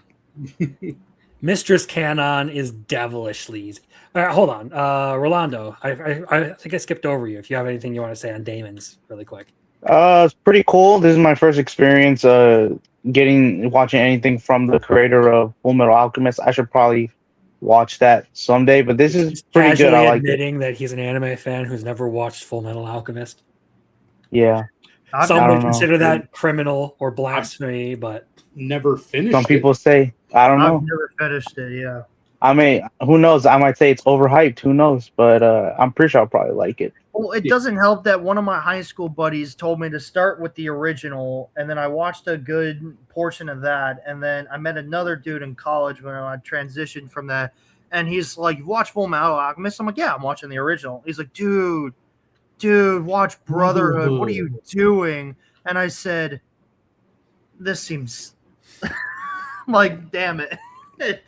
I'll watch it Well, one day. Basically, what happened there, to explain what you experienced there, Full Metal Alchemist starts off as a proper adaptation and then deviates because of filler, because they ran out of things to adapt. So the ending of Full Metal Alchemist Okay. is different from the manga. Brotherhood skips a lot of the first part because they assume that a lot of people will have watched the original Full Metal Alchemist. So they speed run a bit at the beginning to get to the parts where they start to get off track in the other one, and then they continue the rest of the manga. Interesting. So you think watching, the original then Brotherhood, or just go straight to Brotherhood with the material? I only ever watched Brotherhood, and I Okay. liked the series. Okay, I don't think that it was as great as everyone said it was. But it's like, to me, it's like a high 8. Okay, I'll give it Okay. a high 8. I got you. But yeah, I don't think you necessarily need to watch the original. You can literally just watch Brotherhood, and that's the whole experience. I got you. Anyway, now we can talk about Mistress Canon. Pig. Let's go. I can't disagree right now. The only peak involved with Best this mi- is the fucking size of her titties. Oh, I thought you were going to. Well, a new player's coming. Yes. やるぞ三つ葉お前のエロ根性を叩き直してやる Please don't. No, I had to, because I like that clip. And again, the Japanese version of that line is better than the English. Yeah. So Mistress Canon. So really quickly, just the premise of this one. There is a demon who is like the daughter of gluttony, basically.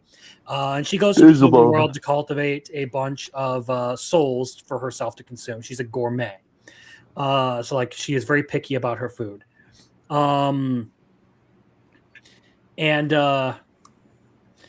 She basically goes to this high school, like hypnotizes a family into being her, like treating her like the daughter and everything, and is actively curating a whole school so that she can just suck the souls out of a bunch of people.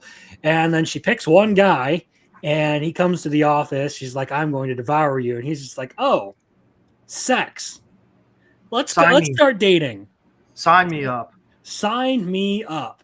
Literally, just like the Japanese man. Oh, sex, Yes. sex. Orewa, sex.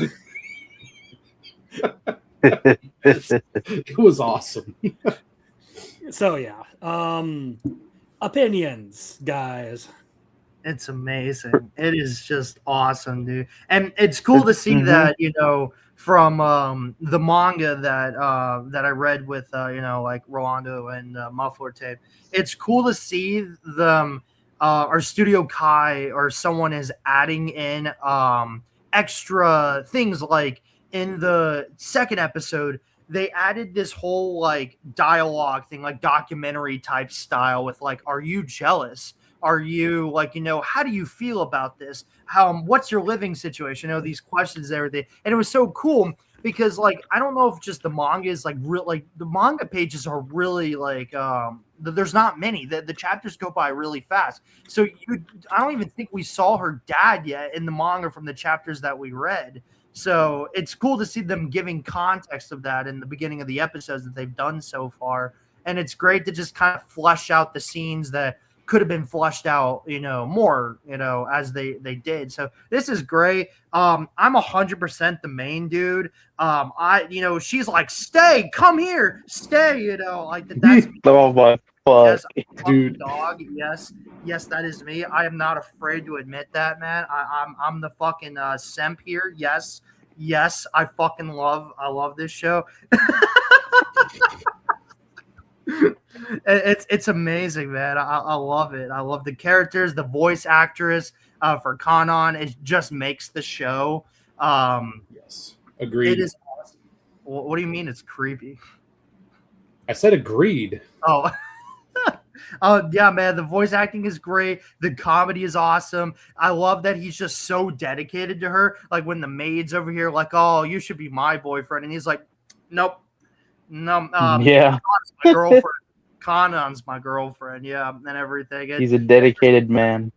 It's so funny, man. I die laughing almost like throughout the whole episode. It is just so fun and entertaining, and I just want more. And the show just excels when you watch it with friends, man. Because me, my floor tape, and Rolanda were watching this. I was just having such a great time with my friends just watching this. It's so good, man. And it's definitely one of the better romances I think I've seen definitely out of these like 2 episodes. It's just awesome. I do agree quite a bit. I do really like the series. I've had quite a bit of fun with it, but for me right now, it's kind of like right here. I don't necessarily know if I would categorize it as a must watch, but it is a really good series for the season. And another one that I've been like, this is something that I felt like the past couple of days as I've been watching a lot of the anime to catch up for the stream. Like a lot of the ones that, like I said earlier, that I picked, I'm very satisfied with. Like I'm very satisfied with what I got out of this. Just the goofy, really stupidly cute humor out of the whole thing. Just the like random like Yuri moment with the teacher. The whole like some of the humor is kind of fucked up, with like the family and all that, like making the whole joke about how she like keeps them constantly hypnotized. Yeah. I'm worried about that little boy. Yeah, with the little boy. Yeah, that was a little messed up. Okay. I don't like the way he dresses. I'm worried. And dude, don't forget to mention the whole he was like petting her and like a cat at the end. Yeah. Yeah, when he's petting Kana. She was making cat noises and stuff too. Yeah, she did the nya. It's so crazy. I was telling Muffler, I was like, dude, whoever is like adapting like the screenplay or like the manga material to the anime, whoever is doing that is doing a fantastic job because they are excelling they're like elevating scenes that were just funny to like really funny, or they're like or they're adding in like because I was telling Muffler, I'm like, dude, I hope they add the meow sounds, and you see her meow, and I'm like, oh, this is awesome. It's a good show. It's genuinely fun. And like the 2 episodes that we've gotten out of it have been just like a consistent, like, entertaining series. Yeah. Anyway, if someone else could say something, everyone knows how I feel. I think this one is a lock for me for the season, to be honest with you. Like we covered the 20 chapters. Like, oh, dude. Yeah, it's so much fun. I like the different characters. I'm really excited to get to meet more of her family too as the episodes go on. Right now, obviously, we just have the very, very slutty maid who would absolutely have my soul sucked dry by her, okay? Because just the bodies that she leaves in her wake, man, is so hilarious. Some of the jokes that they come up with, too, on it. So, yeah, I think the voice acting sells this. And then the animation quality and everything is fantastic as well, This is one of the peak... you could call it maybe a gag rom-com to an extent, but, like, this is what I'm after. If I'm talking like a rom-com that's a gag one, this is like the peak of that, in my opinion. One of my favorite ones so far. So yeah, I'm really enjoying it. Alrighty. Anything else, guys? Rolando? I'm gonna look up extra content for this. Respectable. Reasonable too, yeah. I mean, just go to the Succubus tab on any or tag on those sites. All right, so now we get to an interesting one. Here is Mao, and the premise for this one is this is another Rumiko Takahashi series where you have this girl who lost her family to some weird accident, and now lives with her grandfather. And she finds herself constantly jumping back and forth between, modern day and Taisho era Japan, while also realizing she has some superhuman powers. And that's all I can really say for certain about this, because not a whole lot has really been given to us as far as the series goes yet. Reasonable. You could say that there's monsters, like spiritual entities that are involved too.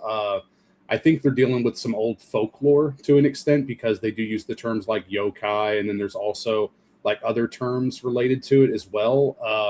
You're dealing with basically like a spirit healer or something like that. Like basically, I would like qualify him as a medicine man of sorts, except he also, you know, like carries a sword and takes care of stuff, you know, right? You know, so it's one of those things. There's a lot of mysteries involved with this series, and that's what has drawn me into it. So I'm very interested in seeing what happens. But like through 2 episodes, I can tell you that like the action has been pretty strong on it. Episode 2 especially was really creepy. So I think I like what they're doing with some of the characters, like the monster designs and stuff, and some of the interactions with that. Like I enjoyed it quite a bit on that level. And, you know, the one thing I know that other people are going to mention on here too is that this is very similar to Inuyasha in some aspects. Maybe she, you know, rearranged some of the different pieces to it and also refined some of her storytelling style for this one since this came after. But the big thing I could take away from it is that it's really solid. It's met or exceeded my expectations so far for this season. So had a lot of fun with this one.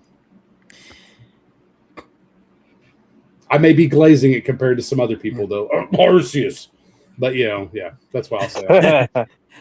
Arceus, you got opinions on this one? Oh, I definitely do. And I got to apologize to Muffler Tape because I lied to him earlier.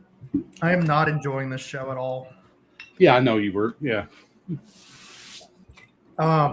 Before I hopped on the call, I was actually 4 times speeding the episode to get through it. I'm really bored. Shit. Damn. You don't I'm know really anything bored. that's happening.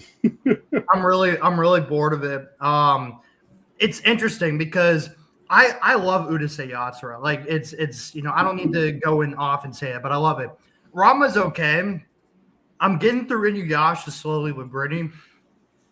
And I think I'm on the opposite side of most people where I think I like her rom-coms way more than her action shonen series. I'm the opposite. It's it's not the worst thing I've watched. This also may be a show that I'm either gonna wait for the dub to come out and I just binge it with Brittany, or you know, if Buffalo Tape, you know, offers like, hey, you just want to like come in and chill and watch the new episode, and then I'll just be like, sure. Like it's not the worst thing I've seen. I just think like it's not even bad. Like, you know, I can't really even say like bad things about it because like, you know, I can see that they're setting up a good story and good characters. I'm just not interested if that makes sense. Like you know, I'm 27 episodes into Inuyasha right now.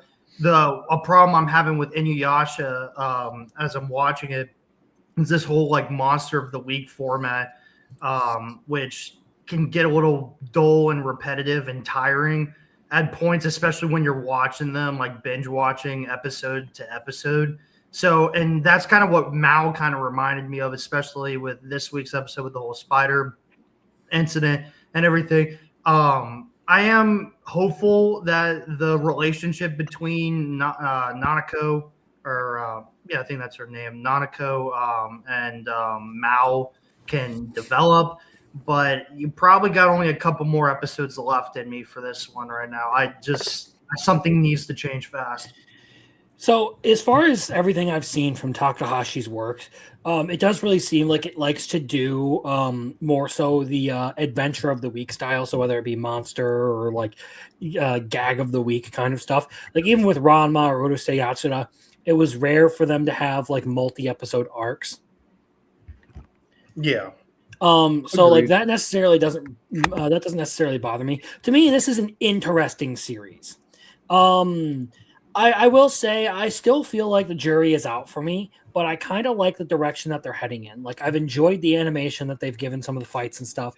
I've enjoyed a little bit of the things that they've talked about, but it doesn't quite give me the substance to like the interesting parts of the series that I'm really looking for yet. I think that's my biggest holdout on this one. Is that like 2 episodes in and I'm still kind of like, all right, can we get a little bit more of like a taste of the series here? Or are we going to be in the dark on a lot of like what the hell is going on? Like they haven't really explained what like the whole thing about like what an onmyoji does. They haven't explained the blood thing. They haven't necessarily explained like the role of the Ayakashi or anything like that. Like there are a ton of mysteries, and it feels like things only get more and more mysterious because apparently like now that Nanako can use the sword, that presents another complication that just shouldn't be a thing because it's only supposed to be used by specific people. I understand, like, I guess what you're saying, Arceus, although for me, I'm more so like willing to be patient with it because I feel like this one could be one of those like long-term slow burn series to where like over the course of its run, it actually has really good payoff. It just takes a while to get there. And that's what people have been telling me, which is the reason why I definitely am going to keep, on the lookout for what you and Muffler Tape are definitely going to say weekly to be like, dude, you should catch up, or some things are happening, and stuff like that. I mean, you brought up some very good points too that I forgot to mention. I was like, when they were sitting at the table with that housekeeper, I'm like, is this really a mystery series? Like, and I go check the genres, and I'm like, it is. Interesting. I just feel like they keep shoving information, or telling me information, and I get more confused. Like there's like the world opens up more and more and more, and I'm just like, okay, what does this have to do with like this? It was nice though to see Mao's backstory, basically in like it has a connection to the Nanako. Mm-hmm. This is another one where like I am definitely adding this intro to my playlist. Yeah, Yes. Like this it's a one's a good intro. fucking banger of an intro, not gonna lie. But yeah, like look, I understand the complaints, but I see this as being something that might end up actually being up my alley. So I'm gonna stick with it for a while. If I get bored of it, we'll see. Yep. What bets do you have on whether or not the cat spirit is actually attached to her in some capacity? Like I don't think she is the cat spirit. I think it's attached to her in some capacity though. I think because so as well. There was like some type of fight, obviously at that event when her parents were killed and her body was found. They mentioned that the Ayakashi can take on human, or like they pretend to be human. Okay. Yeah. So that would make sense. That she is human, but it like is like I don't know, either like a vessel for the creature. It like had not necessarily like it took over her or anything, but like it attacked them. Just sort of like survived the ages and all that. And now it is attached to her. Yep. I feel like there is some sort of like I don't know relation there between Nanako and Mao. I don't necessarily know if I buy into the idea like that she is like a descendant of his of some kind, because that feels a little bit too I don't know, that feels wrong just to say that. I don't know exactly know the way to describe it, but that feels really just like it's wrong. Well, but it feels like there may be something there, considering the servant at her grandfather's house, and the kid who's following him around and everything.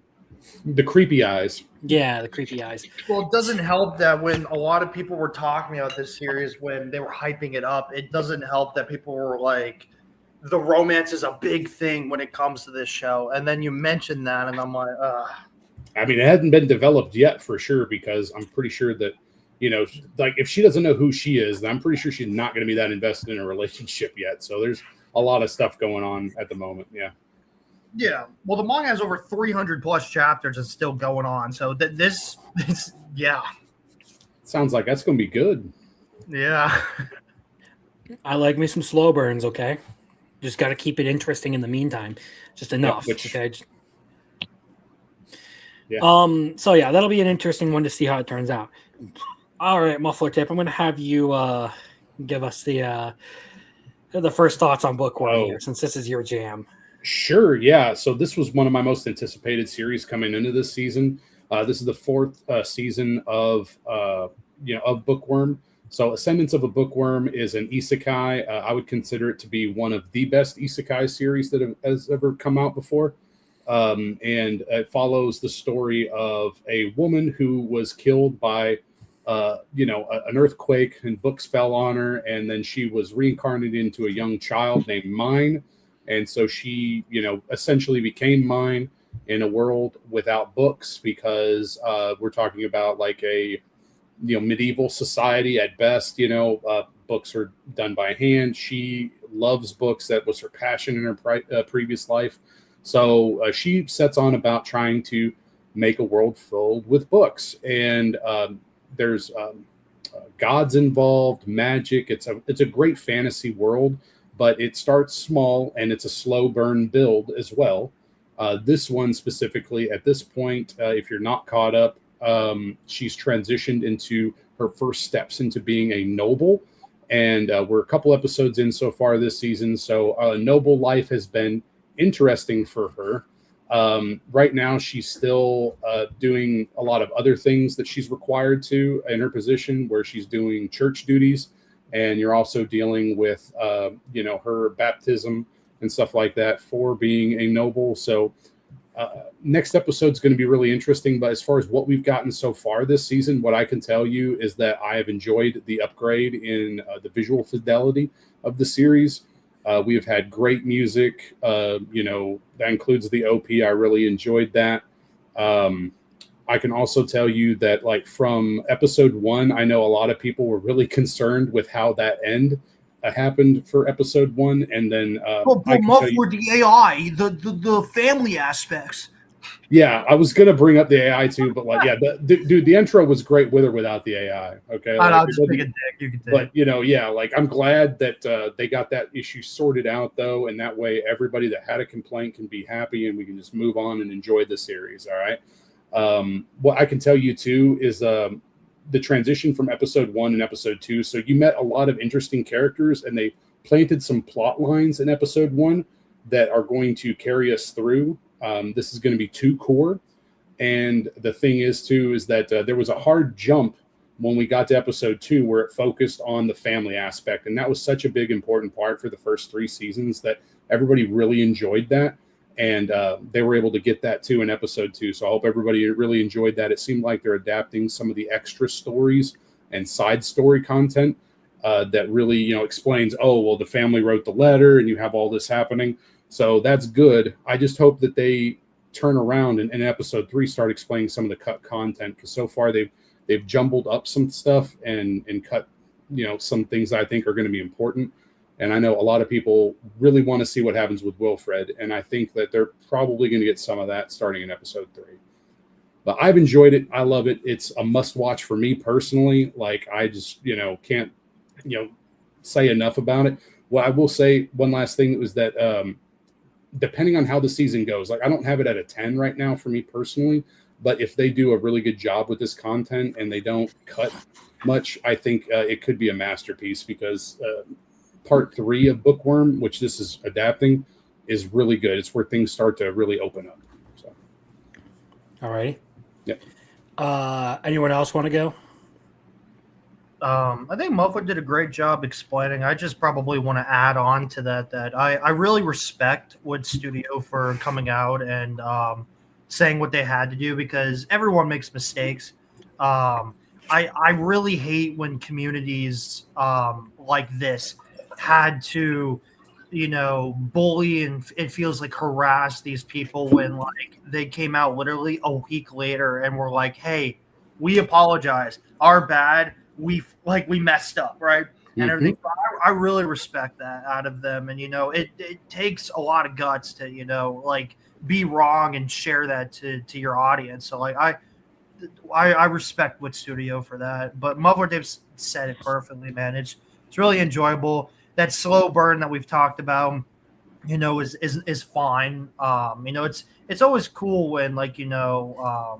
when episodes of Bookworm, feel like, slow and not much is really happening. But at the same time, you realize, oh, this was like opening up the world to this aspect. And the world building is like a big reason why I love and respect this series a lot, and the characters. So I'm enjoying it. Brigitte, best girl. We got best girl redhead too. I'm just gonna throw that out there.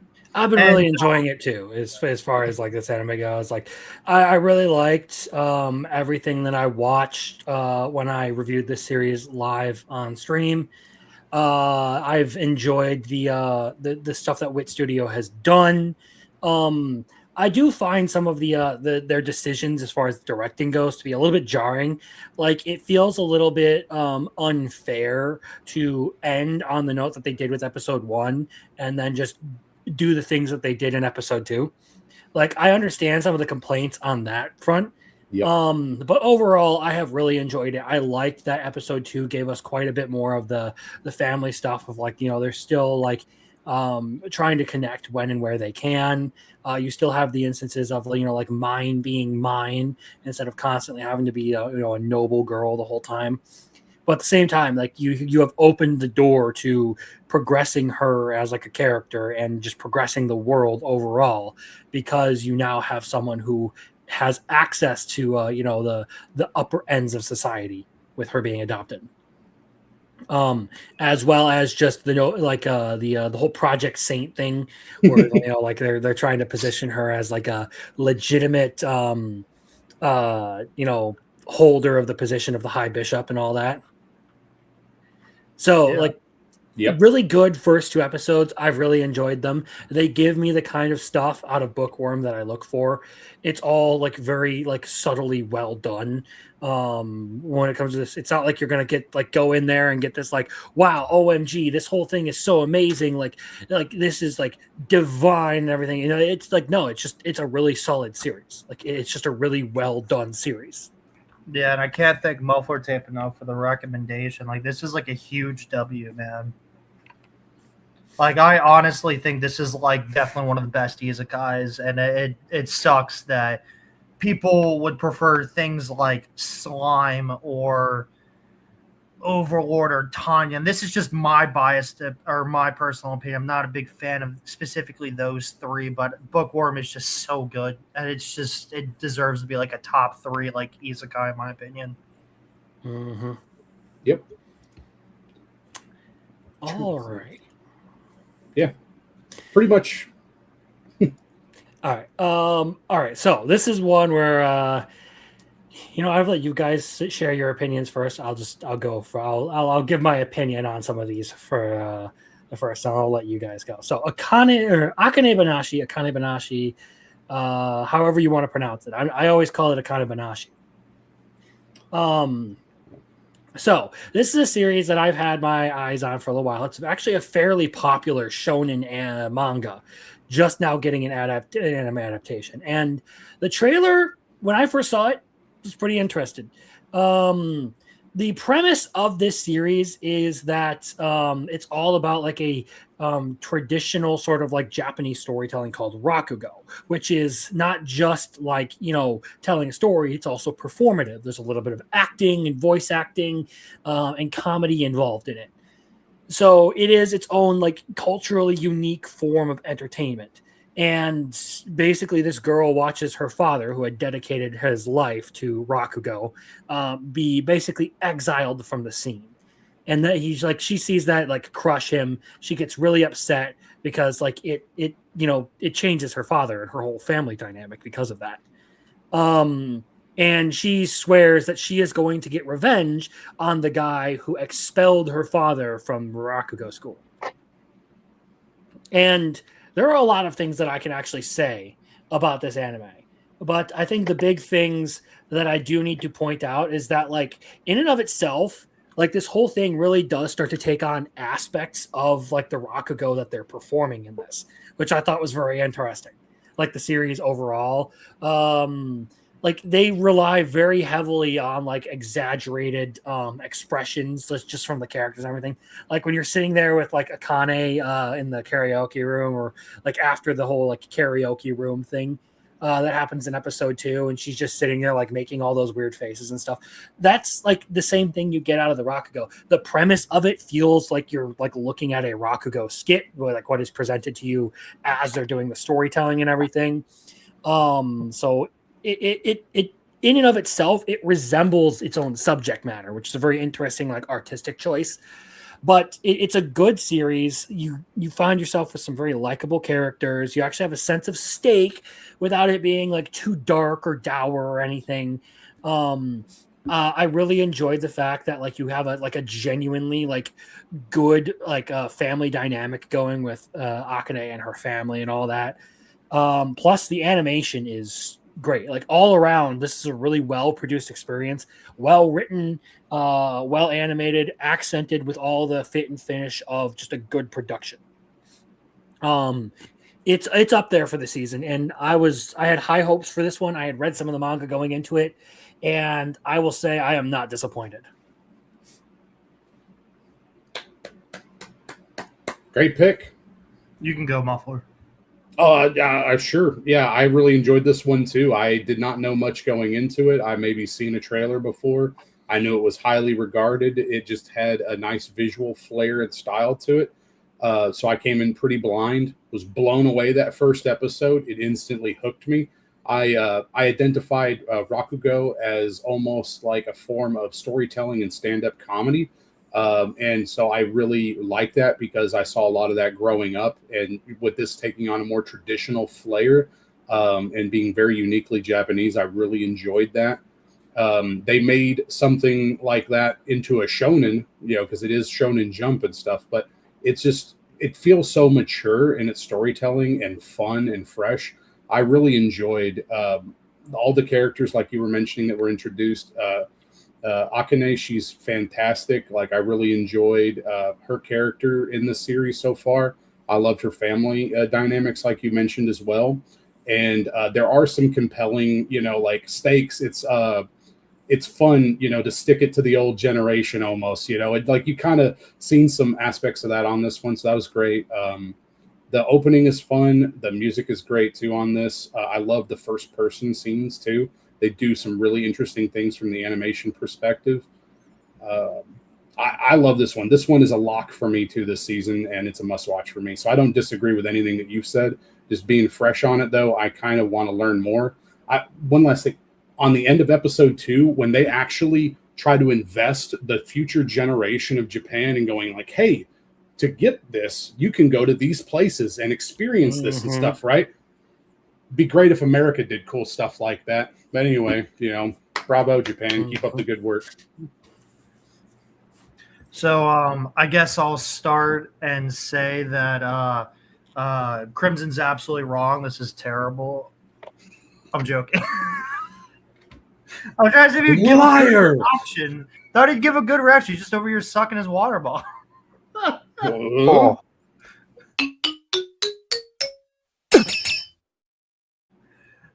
Nah, man, this show is great. I was very unsure about episode 1, like I was with Damon's.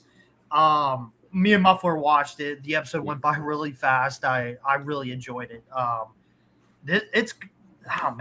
It's crazy, dude. I was really not expecting to. I was expecting not to enjoy it because I thought it was going to be very confusing with the whole Rakugo stuff.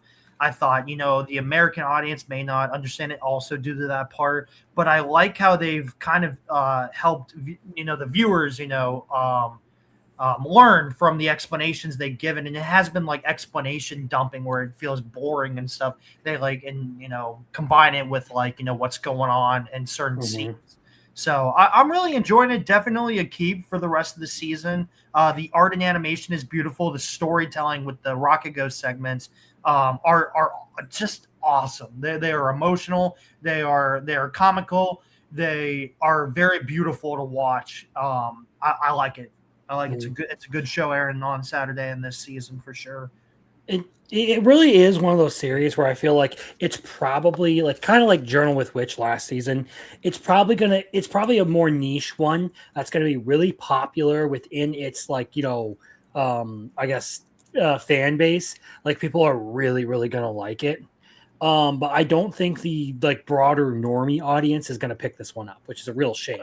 Because this is actually a good series. Well, I guess technically a shame on the front that it's not going to get the attention that it deserves, but perfectly acceptable because it's not going to have a bunch of retards talking about it all the time. Yeah. Valid. It's good. I'm really surprised by it. I'm glad everyone else is enjoying it too. Mm-hmm. I heard it may run for 2 cores too, which, if that is in fact true, would be really epic for this one too, in my opinion. Let's see. I only saw one I'm kinda website curious. said it was 2 cores. Let's see. Everyone else, yeah. Akane Banashi episode count is undefined right now. Hmm. One website said 2 cores. The rest of them haven't said anything at all. So it may just be a rumor. If it is, though, that would be really awesome. Like that would keep it in the zeitgeist longer too. So it's a You double. could always try to check the Segoy account, but he actually was wrong for one of the first times I've actually noticed, because he said Ramparts was going to be 24. Well, they just confirmed it to be 14. So he was wrong there. 14. Yeah. That's such a weird number. Yeah. Which just made me be like, oh, I might just have it on in the background, because people said literally the conversation we had that night, I found that out and I watched a video of people saying, yeah, it's probably going to be a complete adaptation, because as you saw, Muffler, they adapted 9 chapters in the first episode and we're still calling it slow. It's insane. I don't know, man. But it's going to Whoa. Really? 9 chapters? Well, we'll get to Ramparts, so that'll be later in the night here. Anyway, Akane Banashi, definitely something like, if you're an anime fan, give it a shot. What do you think, Rolando? Since you checked it out too. This is absolutely. Huh? Akane Banashi. What'd you say? Split cores, 12 episodes each, so 24. But so we'll probably get the other half in fall. Interesting. Acceptable. That's the leak right now. Yeah. So for me, this is a series I usually don't watch. The closest that's like just it's about a story and there's no action and stuff has been like what's it called, that doctor that's researching those monster girls to get information on them. Oh, Forgot what Interviews it's with called. Monster Girls. Yes, Interviews with Monster Girls and Kowloon Generic Romance. Those are about the only things that I've seen that are like that. This one I very much enjoyed. This is I am very interested in the story, and I do feel those emotions that the characters are expressing, the crushing feelings that they're having, the desperation of wanting to do something that they love, but people like kind of look down on you for wanting to do it. I can feel it very much through the story, and I'm looking forward to it. Alrighty. All right. I don't necessarily need to explain this one too much, but Farming Life in Another World. The premise is a dude gets isekai into another world because a god is like, hey, yeah, sorry, you weren't supposed to die so quickly. This is kind of my fault. So let me make it up to you. What kind of life do you want to live? And bro's just like, I want to plow fields and plow bitches. And the guy was like, bet. All right, here's an almighty tool. We're going to make your tool almighty. And plops down in the middle of the forest of death, throws a vampire waifu and the waifu at him, elves. And yeah, that's pretty much where we're at. Is they're building villages and repopulating the earth. Planting seeds. Does my description of this series do it justice? Yes, actually, it's valid, man. It's a lot. It's a fun comfort series, man. I enjoyed. That's what I was gonna say about it. Is that like it really is one of those just like dumb, fun sort of comfort series. You turn it on, you chill out, you have a laugh, and you don't take it too terribly seriously. That's why it goes in the interesting category for me. I'm not gonna say that this is great. That this is like something you have to watch. It's just one of those things where like I like isekai. Yeah, I like isekai probably more than the next guy likes isekai. And it's a good one that's in there that is actually, worth digging through the sea of slop that is the genre. Yep. Totally agreed. Had some funny. Yeah, go ahead. I was going to watch season 2. I was telling Muffler Tape about it a couple nights ago, but I told him that, like, the show came out one season. I guess I completely missed it. I don't remember anyone really talking about it. Season 2 is about to air, and then or like a couple seasons back last year, it was like, oh, it's going to get announced for this season. people were like, you should check it out. So I remember watching like maybe like 4 or 5 episodes, and I was like, okay, I get the hype, I get it. And people were telling me, oh well, the light novel is different, the anime is more tamer, blah blah blah, all that stuff, right? And then I just remember him having a kid with the vampire, and I was like, you know what? I really feel like I don't have to watch all this. But I had so many series this season. I was like, instead of just putting, going into it, I'll just finish season 1 when I get the chance to go into it. Okay. Seems fine. Yeah, seems valid, man. No, I will say it's a perfectly skippable series if you're looking to cut things. Like, I understand it. Yeah. if I was you need going pick to, me but up- Monday's a little stacked for me right now. If I remove some of the shows that are on Monday that are coming up here that we'll review, then maybe I will. yeah, I mean, it's a good pick me up, man. So like after you got devastated by Oshinoko, then at some point, Yeah, man. this experience Yeah, good, happy family and happy times. There you go, man. It's good stuff. Or you could watch the Drunk Girl one, man. That one's pretty good. I did watch it. Let's go, man. Let's go. Hope you enjoyed it. Yeah, it was all right. It's decent. It's pretty good. I think Crimson should watch it. We'll see. I mean, we'll see. Yeah. I mean, It's really going to depend here. So, the next one on my list is the klutzy school monitor and the girl with the short skirt. And this is one where you guys might think I'm insane for this, but I actually really enjoyed this one, so I'm putting it up here. It's not better than Canon, okay? I'm in no way putting it above that series, but like I actually had a really good laugh out of this one when I watched it. I enjoyed it. The art style was interesting. I like the characters. It is a little bit on the more generic side because you do copy a lot of tropes and everything from like romance and all that. But hey, I liked it. Now, the basic premise for those of you who are now just being introduced to the series, you have a dude who is like on the school rules committee, basically. And he is constantly having all of like these back and forths with this delinquent girl at his school because she's like flouting the rules and all that, for not following dress code and all that. So they're constantly interacting and all that. And they actually develop this like friendship just over like the course of their interactions at school. And like you kind of find out that he's like this idiot who really the only thing he can do is be super diligent about everything. And she is far less a delinquent than you would expect. And has a whole complex about her name because her name is Poem. But yeah, like I found it entertaining. I liked the comedy in this one, but again, I'm not expecting a lot of people to feel the same way about it as I do. That's probably a good segue for me to say this is mid. I think this is mid. I'm being serious. I think the show's pretty mid. I didn't laugh as hard as Brittany did when she was watching it. She really enjoyed it. I'm going to keep it for a couple more weeks because maybe I just, I don't know. Maybe I watched it after Liar Game and I was like, maybe the salt in my mouth just kind of rubbed into this too. Well, we'll be talking about Liar's Game ass next. in your so- mouth, more like it. But yeah, it's cool. So, I don't know. I didn't laugh as much as some people were telling me how much they enjoyed it. I wouldn't say that. I just don't know if the comedy is for me, which is interesting because like series like this are usually up my like wheelhouse, which is another reason why I want to give it a couple more episodes and see. But just wasn't funny to me. The romance, I guess, was fine. The art style, that's the one thing I really want to praise it for. It looks great. The expressions, the comedy from how it was pulled off was really well done, in my personal opinion. But otherwise, it just kind of came off very generic to me. Okay, respectable opinion.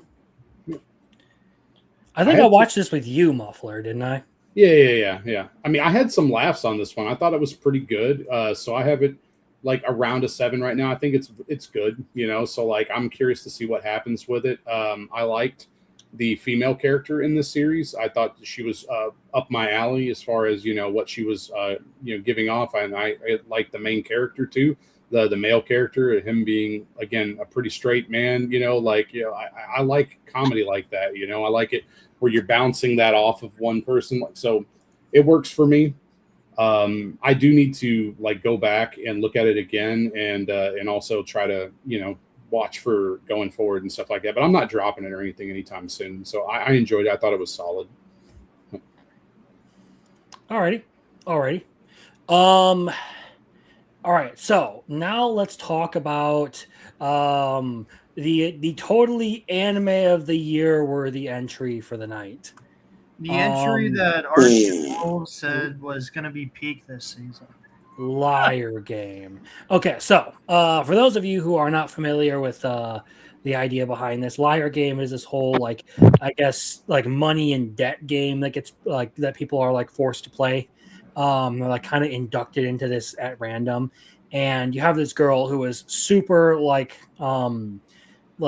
naive and trusting and very straightforward, like a totally sincere person, getting pretty much pulled into a game where the whole premise is to lie and cheat and scheme everyone out of the game. And honestly, this is an oof. This is a fucking oof of an anime, okay? Yeah. This is terrible. You're just not a critic that has hundreds of thousands of followers, though. You wouldn't get it, Crimson. I know, right? Dude, Mother's Basement over here, and the other two, fucks, being like, this is gonna be anime of the year, man. Dude, I love my death games. Seriously, I do, but nah, man, this was so boring. This Alpha was really bad. I think. Sorry, go ahead. Crimson, you're just a retard that doesn't know the complexities of such a good story where she quite literally is too trusting to a fucking fault. I hope it sticks to the story. So here's the big problem. And I'll go through the three major points. One, the biggest issue that can't really be solved by this anime is that I'm not a fan of these sorts of death game-esque animes. That's a huge problem just going into it. Secondly, this one is another a nitpick, but I don't like the art style for the series. I did not find it visually appealing. So I actually want to mention something about that because I don't think I got to when we talked about this before. So quick side note. So apparently I found out something about Madhouse because this is another Studio Madhouse project. So I think it's very interesting that after this aired, I found out that Trillion Game, Liar Game, and Wandance were not handled mainly by Studio Madhouse. Apparently, Studio Madhouse has some subsidiary / lower level company or group that works on projects like these, while stuff like Frieren and other big Madhouse shows are being worked by the main studio at Madhouse. And it made so much sense to me why Liar's Game looked exactly like Trillion Game and why Wandance had, the animation that it did. And it just explains so much to me. So, well, just because it's mega popular doesn't mean I'm going to think it's good. So I had questions though. So Alpha, when does the story get better? What? Because I'm not trying to dog the series too much at this point, but episode 1 I did not find super compelling because I did not like the main character in this world. That was going to be my biggest point here as to why I didn't care for this anime was because now as a character is insufferable to watch in that first episode. Correct. Wretchedly intolerable at times.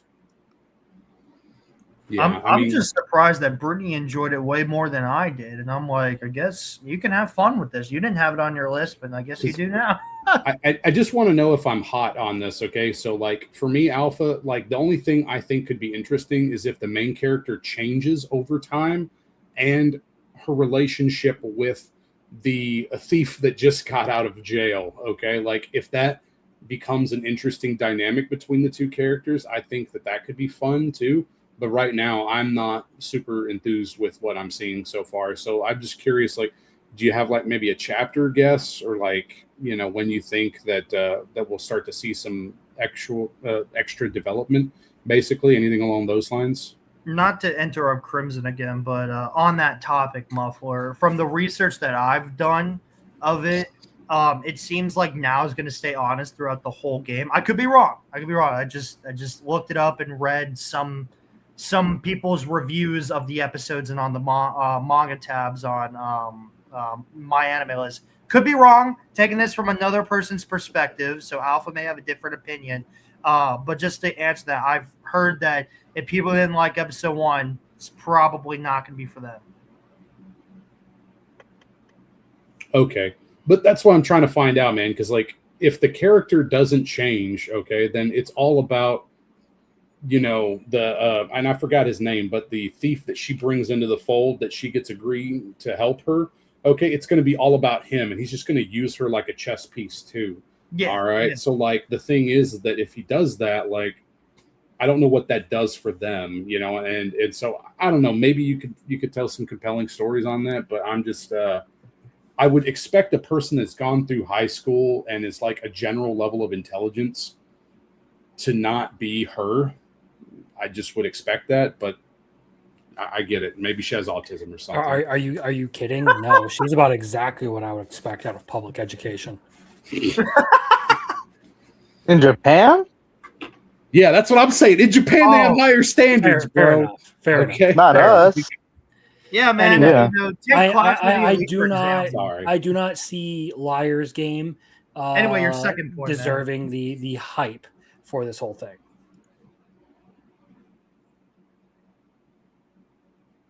Okay. Well, then, yeah, that means she changes then. So, okay. All right, then. We'll see what happens with it. Okay, we'll see. It's still getting the 3-episode treatment because Yeah, reasons, but like this honestly does not. It's not in my wheelhouse to begin with, and it didn't really give me a good impression right out the bat. It's interesting to know, though, that Liar Game was the like grandfather of these like not izakais of these death games, and that apparently Squid Game was very heavily influenced by it. Huh. Yeah. Interesting. It doesn't mean the grandfather of izakais is good either, right, Crimson? So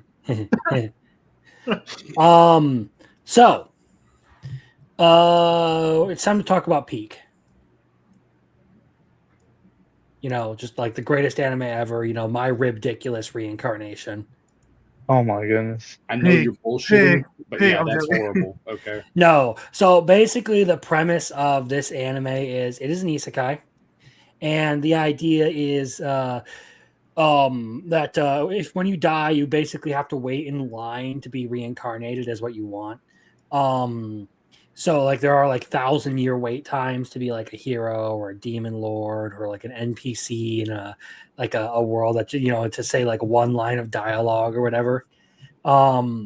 So you have to come up with like ridiculous ways to get yourself reincarnated quickly. So main character decides that he is going to get reincarnated as the hero's rib.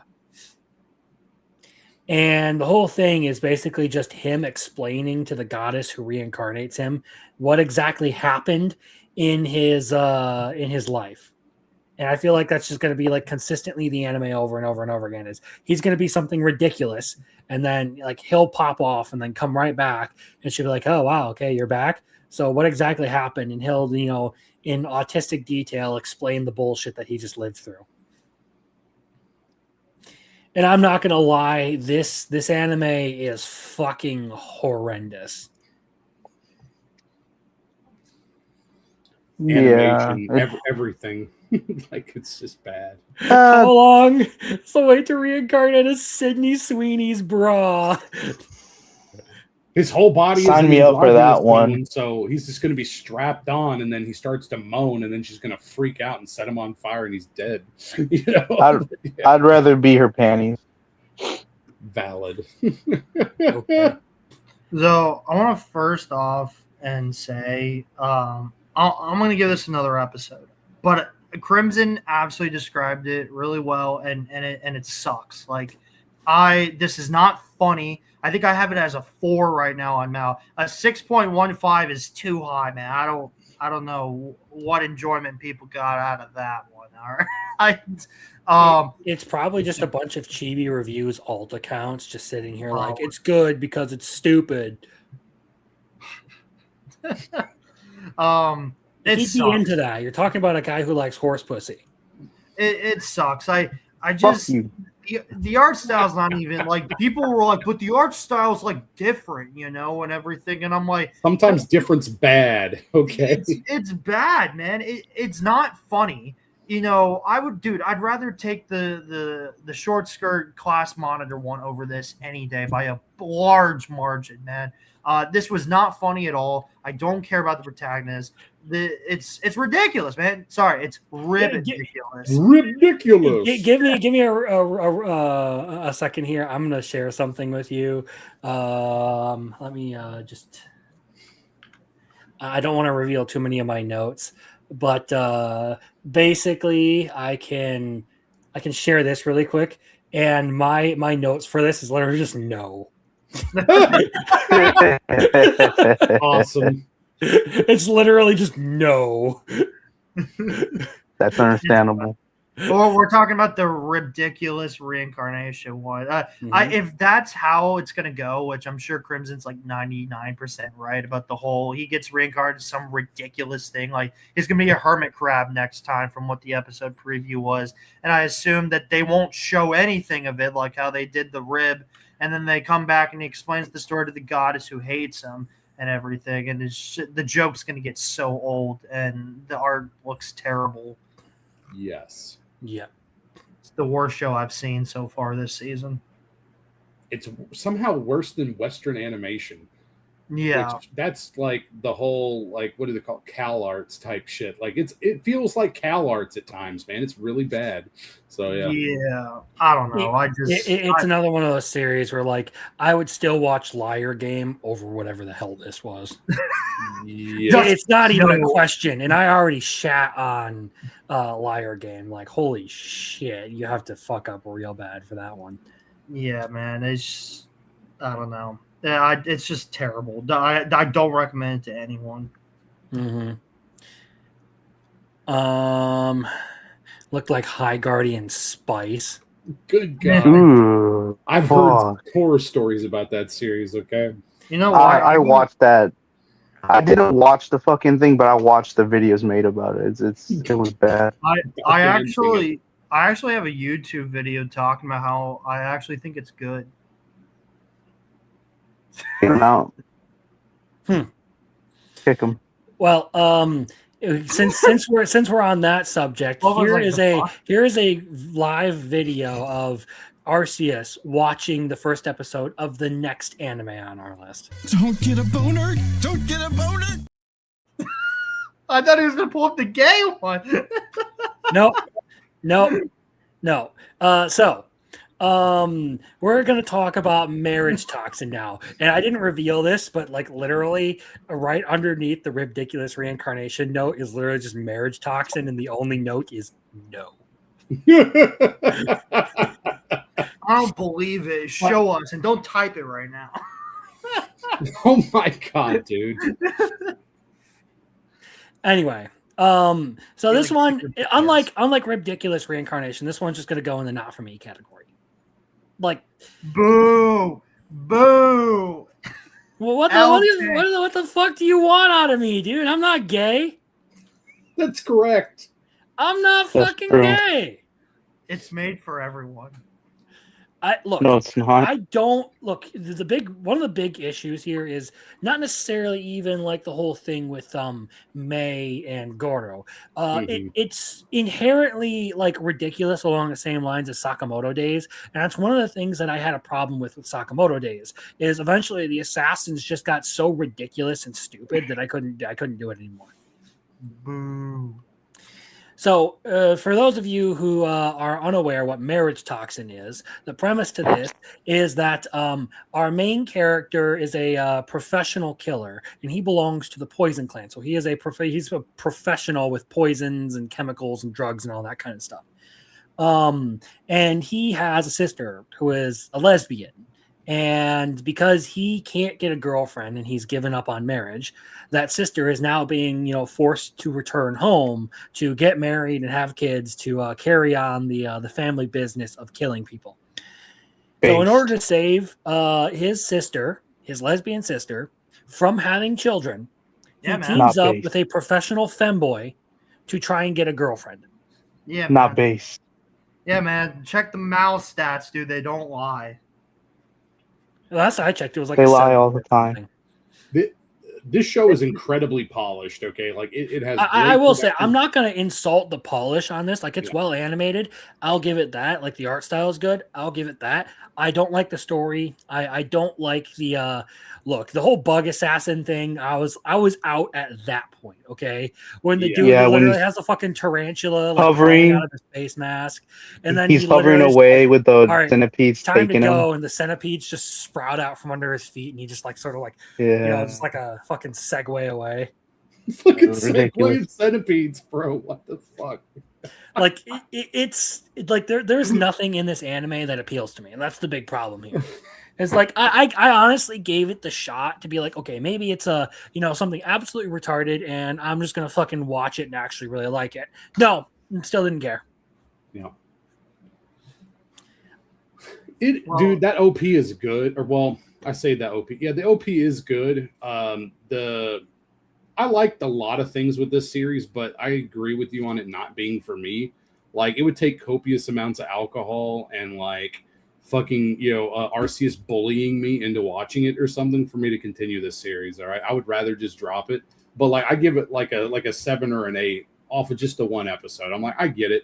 It's gonna be fine. It's a good series, okay. But the big thing that I understand is based on the source material. Okay, you're gonna have this constant thing where it's going to be like a sitcom, and it's going to be like, oh, can we get him a girlfriend this week and this week and this week and stuff. You're going to have that constant struggle along with this side thing of like this Yuri bait or Yaoi bait. Sorry.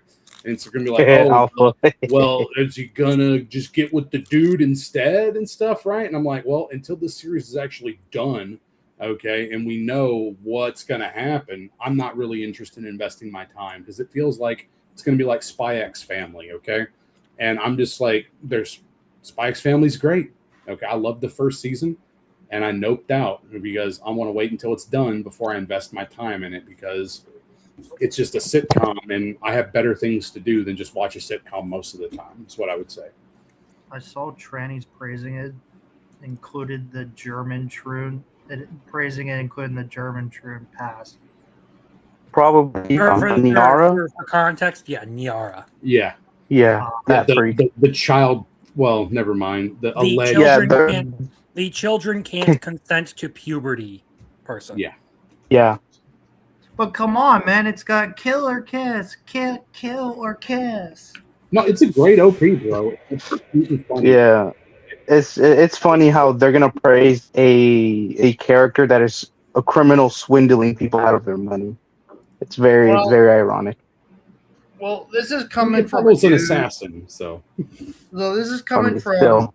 someone that I've only seen hatred, but not counting the people on the set right here, but everyone I've seen online is dissing it for the gays and the trans and stuff like that. This is coming from someone that grew up in a private school in a more conservative household, and I want you to know I just don't care. I will absorb whatever entertainment that I think is entertaining to me.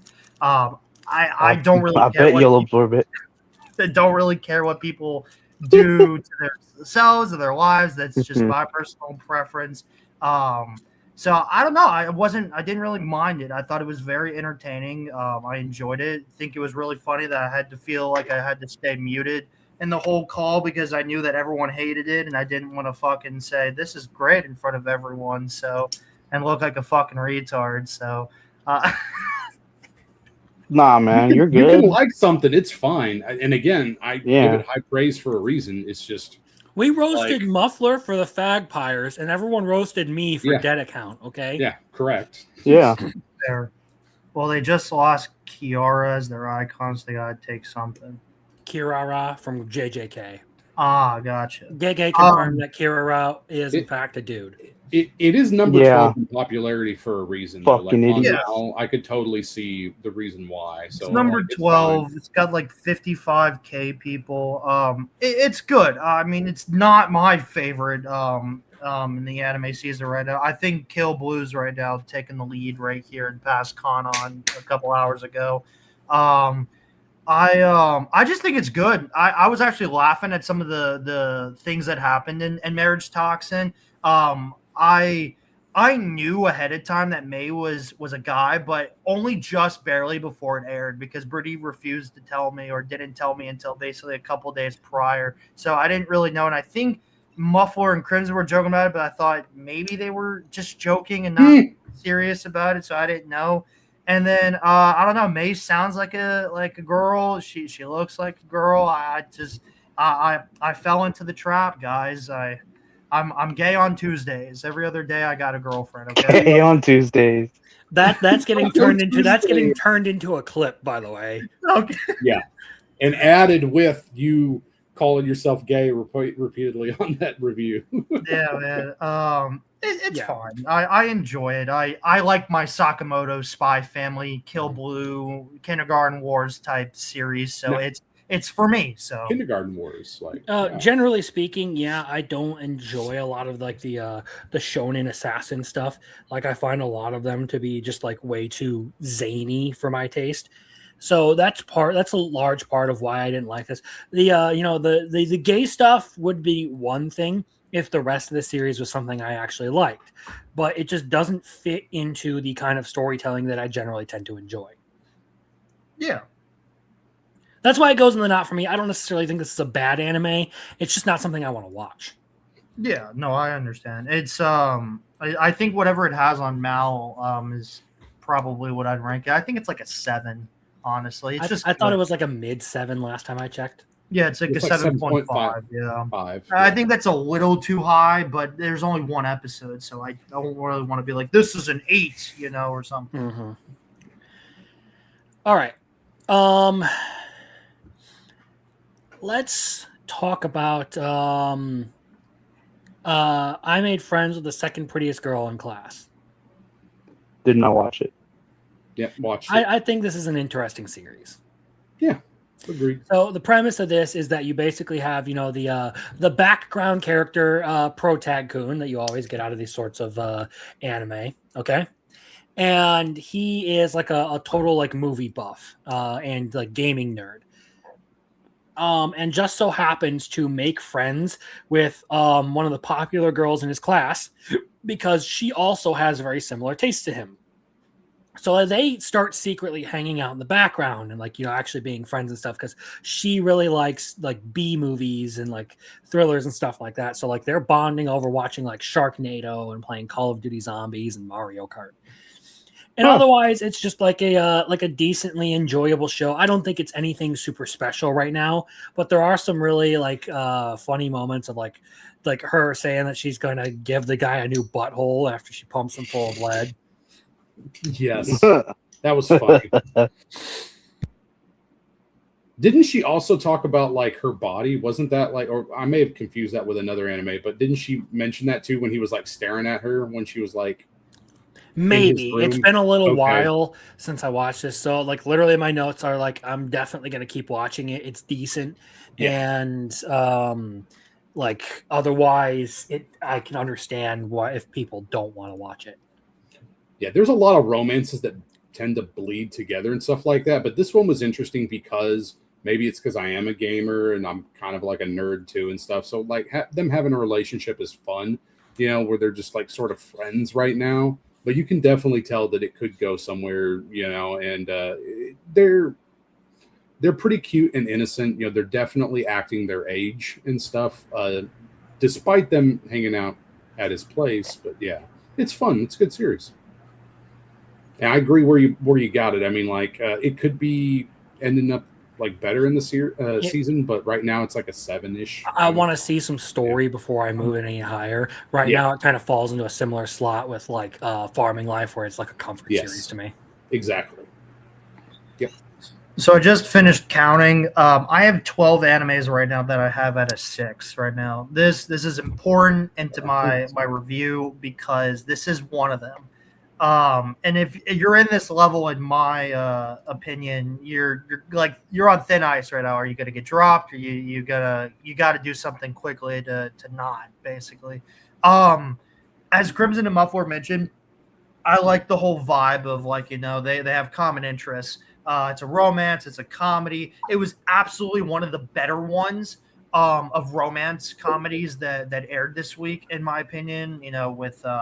With all the ones that we've talked about so far. But it's no Ima Uza, and that's what I was comparing it. I felt like the entire time, honestly, and it kind of sucks that my brain kind of thought that throughout most of the episode, because now I'm like comparing it to it, which is it's just not going to be at all. But it's got potential. I hope. I think the biggest problem I personally had with it was the main dude seemed pretty bland to me, and I just don't see. That's my subtle jab at him with the protag coon comment. What? Oh, That's a good generally one. I generally refer to generic romance main characters as just protag coon like that. I got you. He just seems very generic, which that's not the worst thing. It's just like I didn't really care much for him. I didn't really care much about his life. And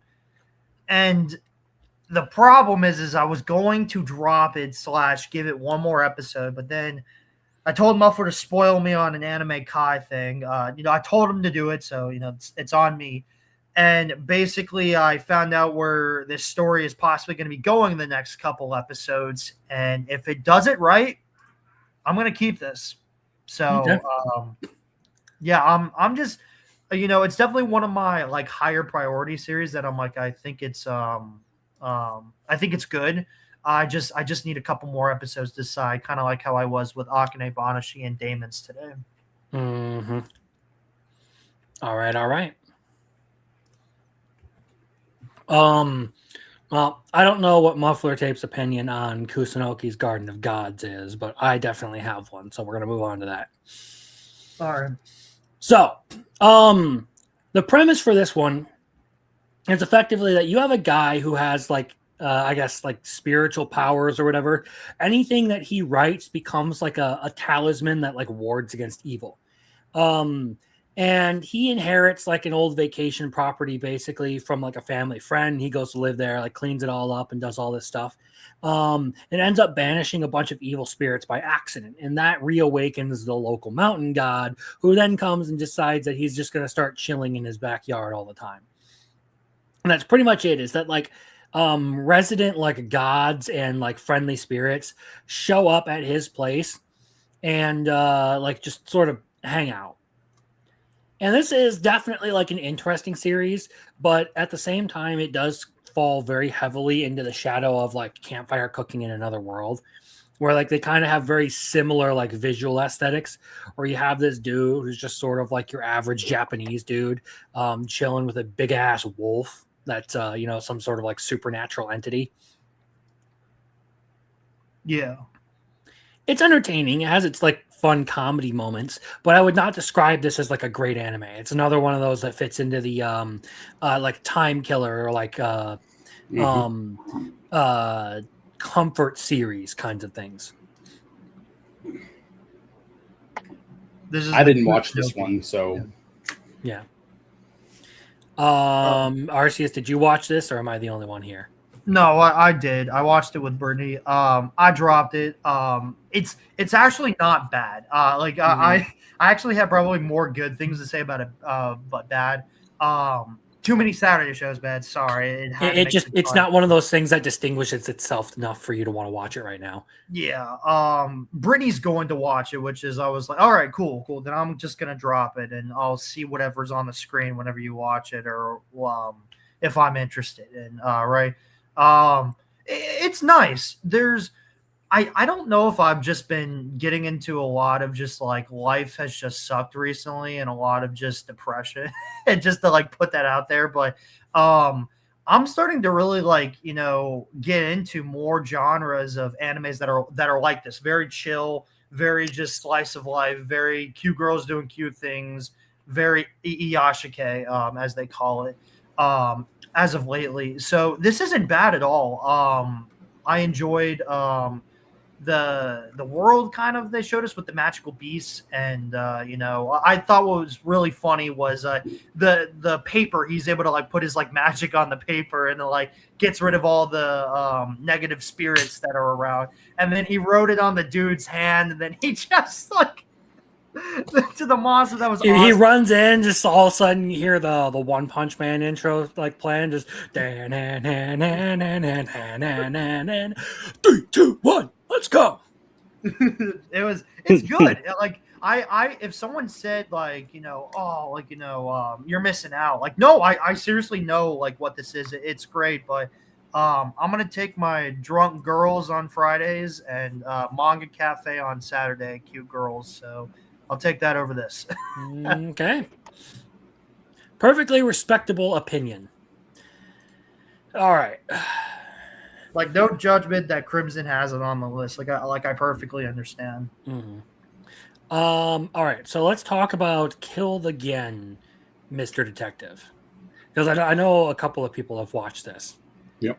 And for me, More or this one less. is an okay series right now. Because I have very conflicting opinions on this one. So, my first episode notes go something along the lines of, this is very interesting. I like the romance angle that they're already going for, and it's actual mystery and not just comedy. They're presenting something in a very palatable form. Episode 2, the first note I have here is, I am intensely conflicted. So basically, on one hand, I think that this story took a turn for something very unexpected, and I really like that. It gave me a good twist. It hit me with something I wasn't predicting.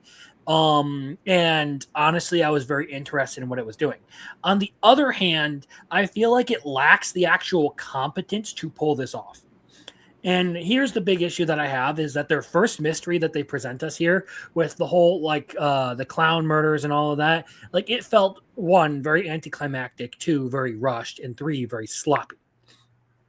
It literally feels like there was no actual detective work done there. Everything literally just fell into their lap to give them all the evidence that they needed. You can go to stuff like the Apothecary Diaries or Amiku MD or Shoshimin. These are all stories where you see the people actually do the detective work to do all this stuff, and it builds a good mystery because they're sitting there gathering all these small details and going over all these little pieces of information and compiling them into one big theory, and then at the end you actually get payoff to that. With this, it literally feels like they half-assed it, and it's just a shonen series wearing the skin of a mystery series is what it feels like by the end of it.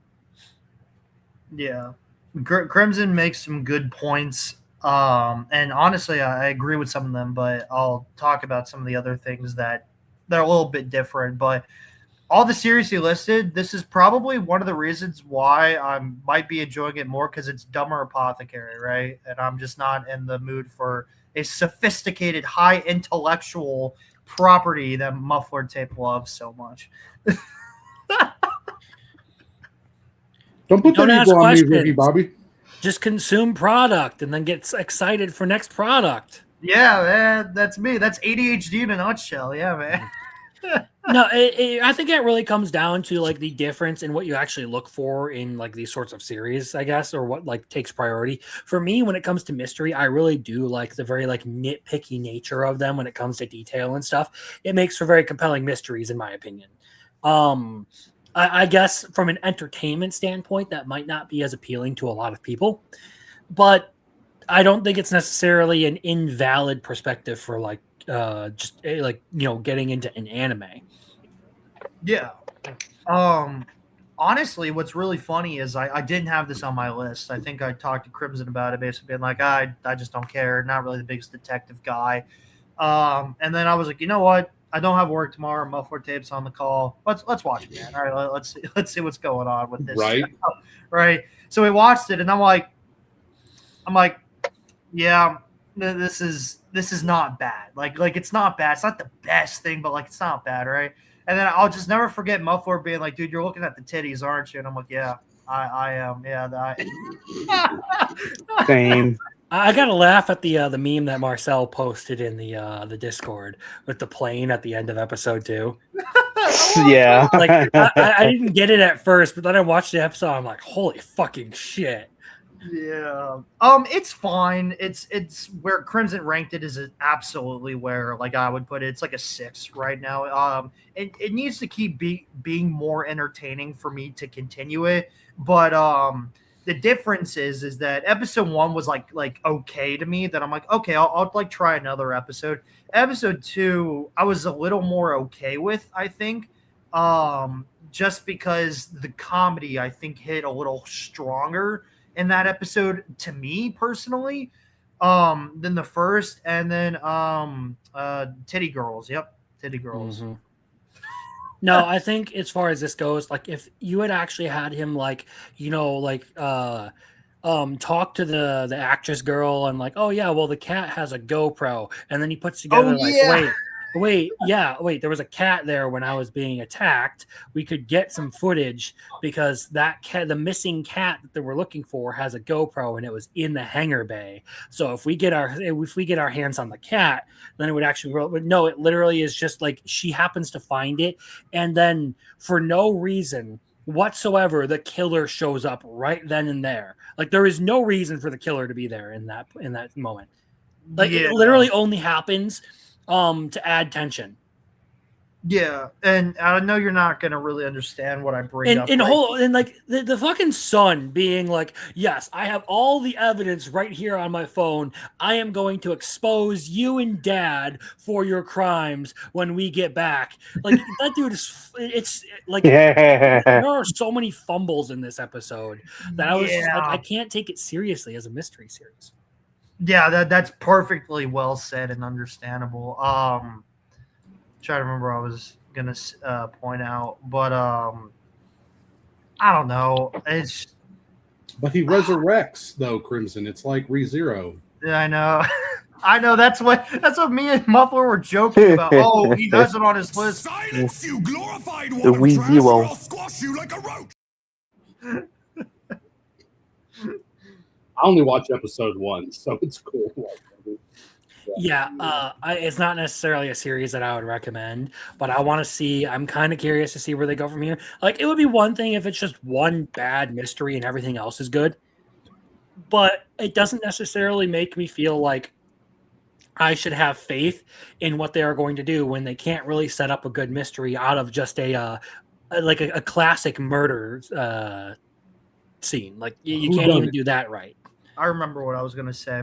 I know you guys are probably not going to understand what I'm referencing here, but the level of mystery storytelling here and like the mysteries are so childish that the new Pretty Cure series, that's like a Magical Girl series, because they're also doing detectives. That's their theme this season.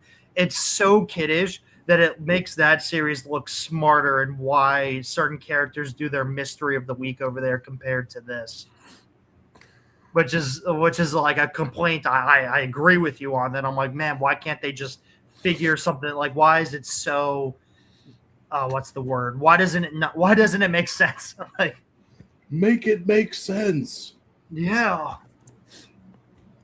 All right. So, has anyone here watched Snowball Earth? I did, but I dropped it. Muffler? No, it was one of those ones where I was thinking about watching it, but I didn't get around to it because I couldn't find it easily. And then after that, then everybody was talking, about it not being very good. And I was like, okay, cool, pass. It's not for Muffler at all. Yeah. So Arceus, you wanna start this one off? Sure. So we got our MC. And I'm gonna be completely honest. I really can't remember much about it, but I know that basically, they're in space, and he was. Help me recall stuff if I'm like going off track, Crimson. But I know that he was like in space. They're like fighting like different like mechs or something. Or monsters. They're fighting like space kaiju, pretty much. Spice. That's what it was. Yeah, the kaiju.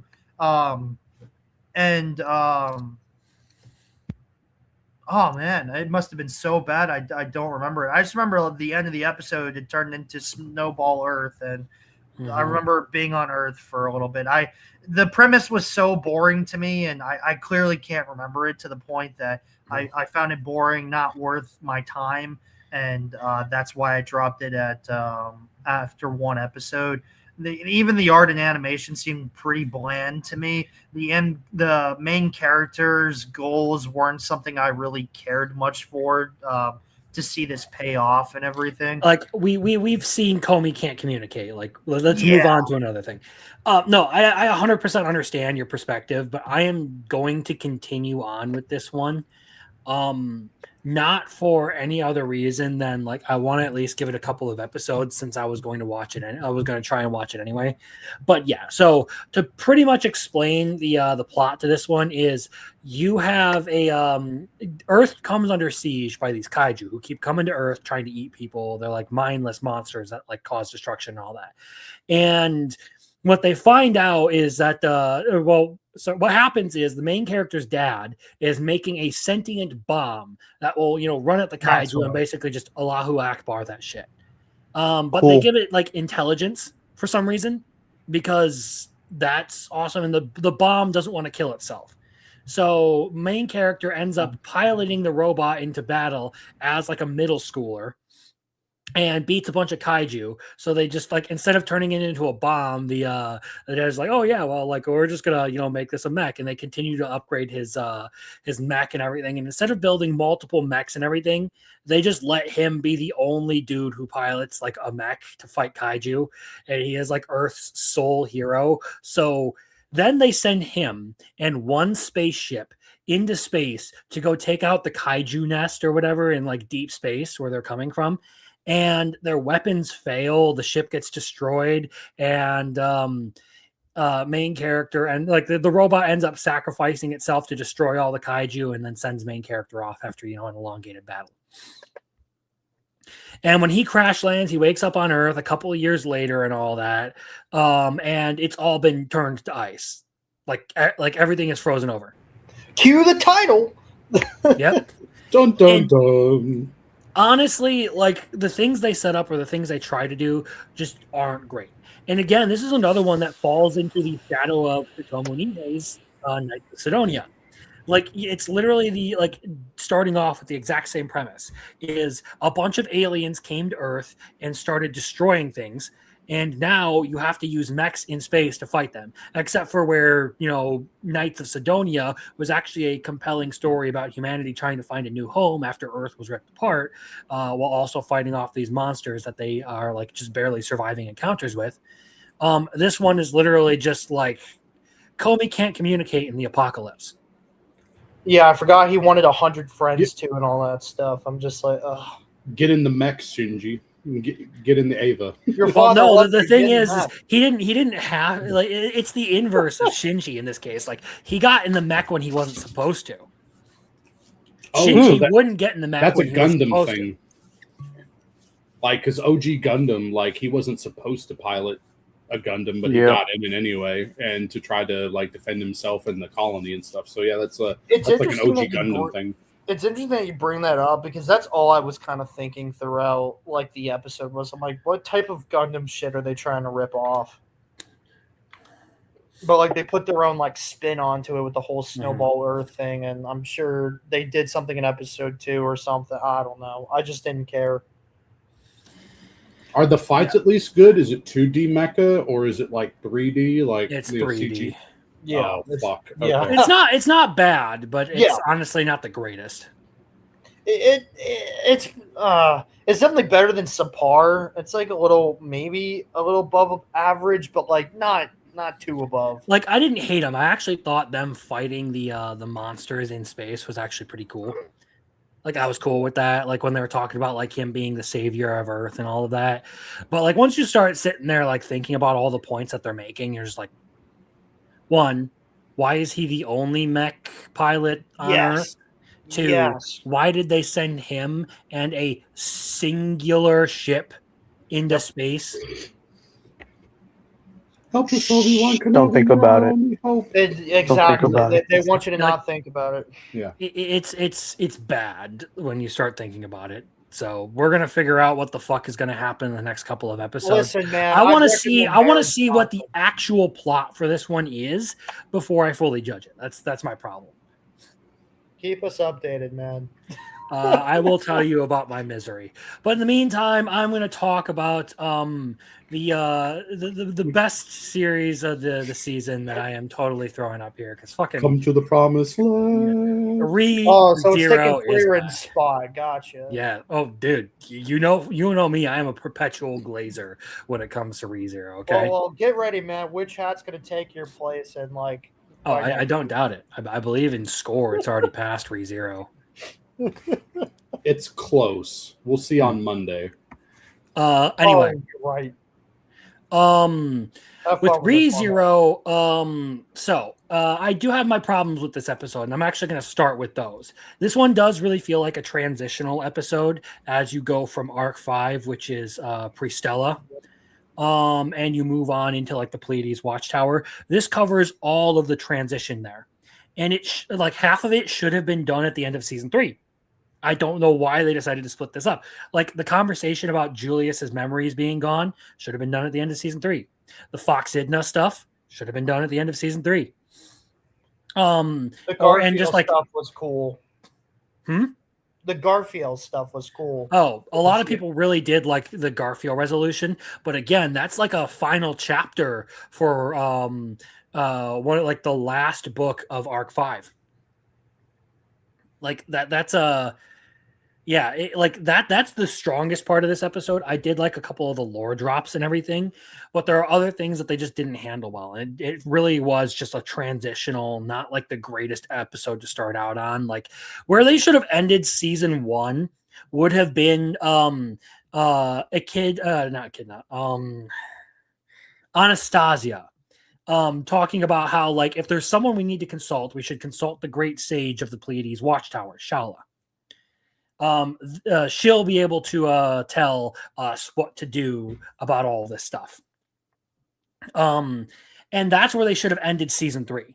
And season 4 should have picked up with them going back to the Roswell Manor and getting their crew together and determining how they're going to like break everything apart, or break all these groups apart, and who's going to do what.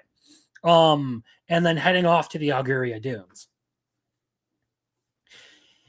I don't think that this was the strongest way to start things out, but again, you do still have the stuff with like the resolution for Garfield's whole character. So that was a good like emotional moment for the series. That was like I guess helped save the starting for it. For me, because there are certain things in here that I thought were really significant for just the story and like the upcoming arc, I still gave it a 9, but this is by far not a perfect episode. I watched it in the movie theaters out of context. I like the Garfield scene. Definitely a transition episode. I'm half a season behind, but I'll work on it so that way I can do follow remember- what you're talking about. That's why I'm trying to mince my words here and not say yeah, too much. sorry. Because You're there are good, certain dude. like major reveals here that I don't want to spoil too much about. Yeah, Yeah, I do remember some people in the movie theater when leaving saying that they were very disappointed that this wasn't like the last episode of season 3, and because it was that whole transitional episode and Well, everything. I'll break down exactly what happened for you. This was originally supposed to be part of season 3, the Pleiades Watchtower. I see. But they split Pristella and the Pleiades Watchtower into 2 seasons because they weren't going to be able to finish all of it at the same time. They were basically running into production issues. So they decided instead to take the time that they had to finish out Arc 5, the battle for Pristella, and then use season 4 to cover Arc 6, the Pleiades Watchtower. So, like, that's the big issue. That's why you have this odd episode count for both seasons. They were originally supposed to be 1 season. Yeah, makes sense. Yeah, makes sense. So, yeah, I think it was a good decision overall, but you still do see the scars of it throughout the production. Yeah. Still, I think that I have high faith in White Fox coming off of season 3. and I feel like they're going to do a pretty good job of adapting all of the fuckery you're about to get out of this season. So the best parts are still yet to come. So that's why I have it so high right now, as I anticipate it being pretty good. Good shit. All right. That brings us to Gals Can't Be Kind to Otaku. Oh gosh, it's Arceus Shit. in high school. That was a good. This is a good one. Okay. Who feels Yeah, like it they is. want to give their opinion first here? No. Let's start with Arceus, since it is you, literally the person. So I think it's interesting because I was telling Muffler Tape about this when we were on call that night.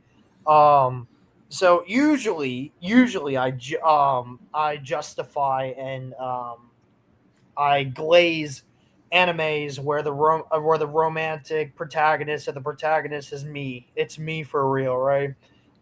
This Just like one, me for real.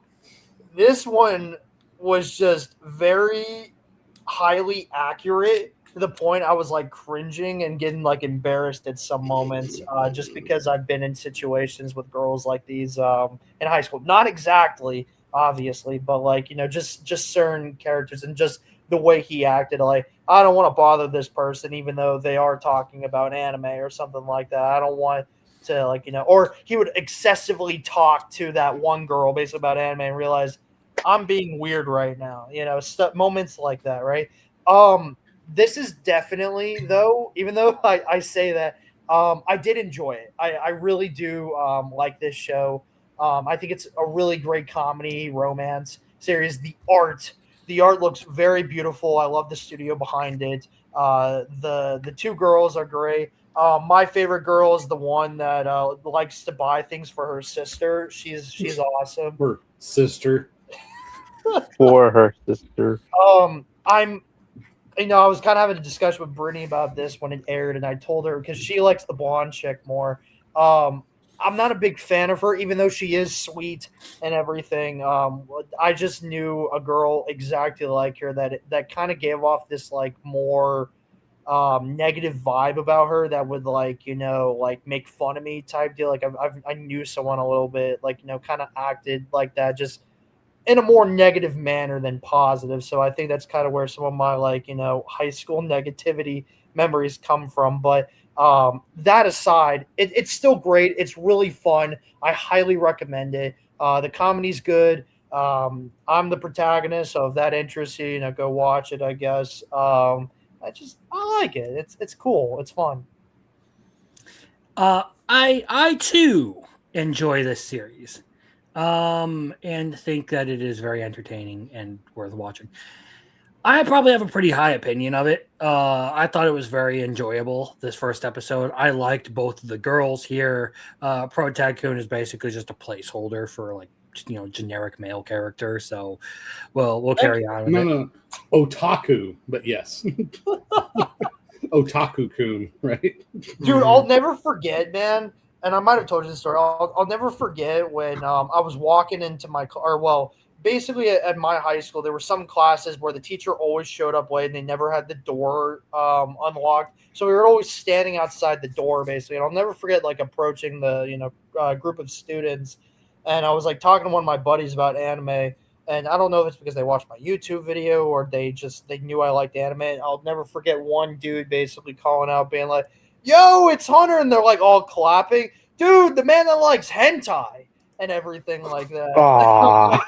Oh my gosh, man. And then, like, you know, the dudes came up, dude, they're like, "Well, we're fucking with you. And all the girls just like, he's so fucking weird and gross, and he likes those drawings and shit like that with big tits. Oh man, like I never did. Like stuff like that. I'm just like, Meanwhile, They- they're out there thirsting over like celebrity dudes with like 8-packs and everything, flexing on the beach with no shirt on while someone sprays them with fucking oil. Or grow up to be people that go and get, you know, milking farm or whatever the fuck it is. So yeah, they're just as fucked up horny, man. They're just trying to like look for low hanging fruit. So and you're cool, fine. name drop my name on Crimson Show. That's on me. But yeah, I don't fucking care. But yeah, what, man, what the fuck, Chris? Fuck you, Isaac. It's good. It's good though. What up, Rolando? Oh wait, the fuck? that's what we called him. Should we just like start calling him like something like fucking obscene? Horse Yeah. fucker? What? I don't No, I don't No. need that. As far as the series go, like the main character, like he's an all right guy. I don't have any problems with him, but he doesn't really stand Good. out Better as not. like It's a. me. I'm gonna start using that one when people talk about Subaru. Good, you better not have any problems with him. He's me. No, but like as far as like as a character goes, like I don't think he necessarily stands out a ton. Like you like to talk about like actual like romance protagonists who I feel like sort of like have a good presence or who are memorable. You have like Miyuki Shirogane from Love is War, who is actually someone who's out there. You have the guy from Canon who's actually, you know, like just straight up front, very blunt and all that.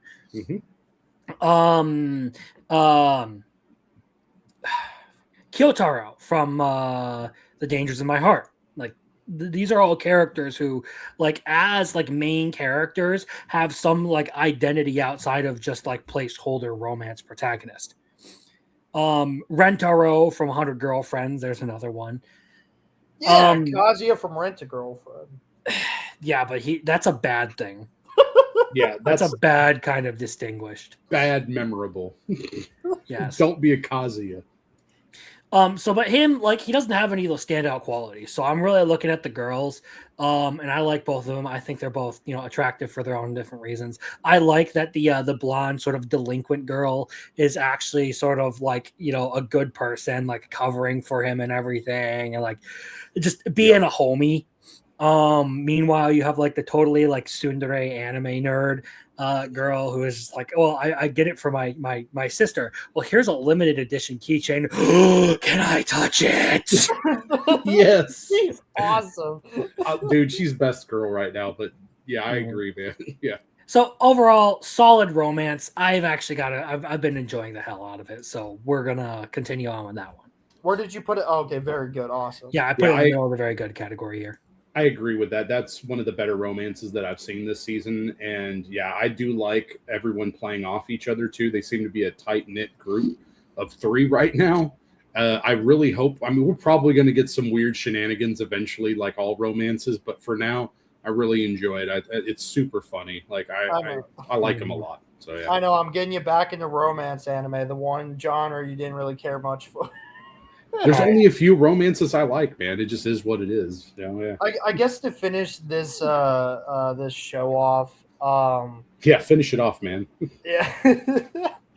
I really just want to speak about some of the haters that I've seen online when it comes to this show, because a lot of people are like, oh, it's just going to get ruined because it's going to be a love triangle eventually.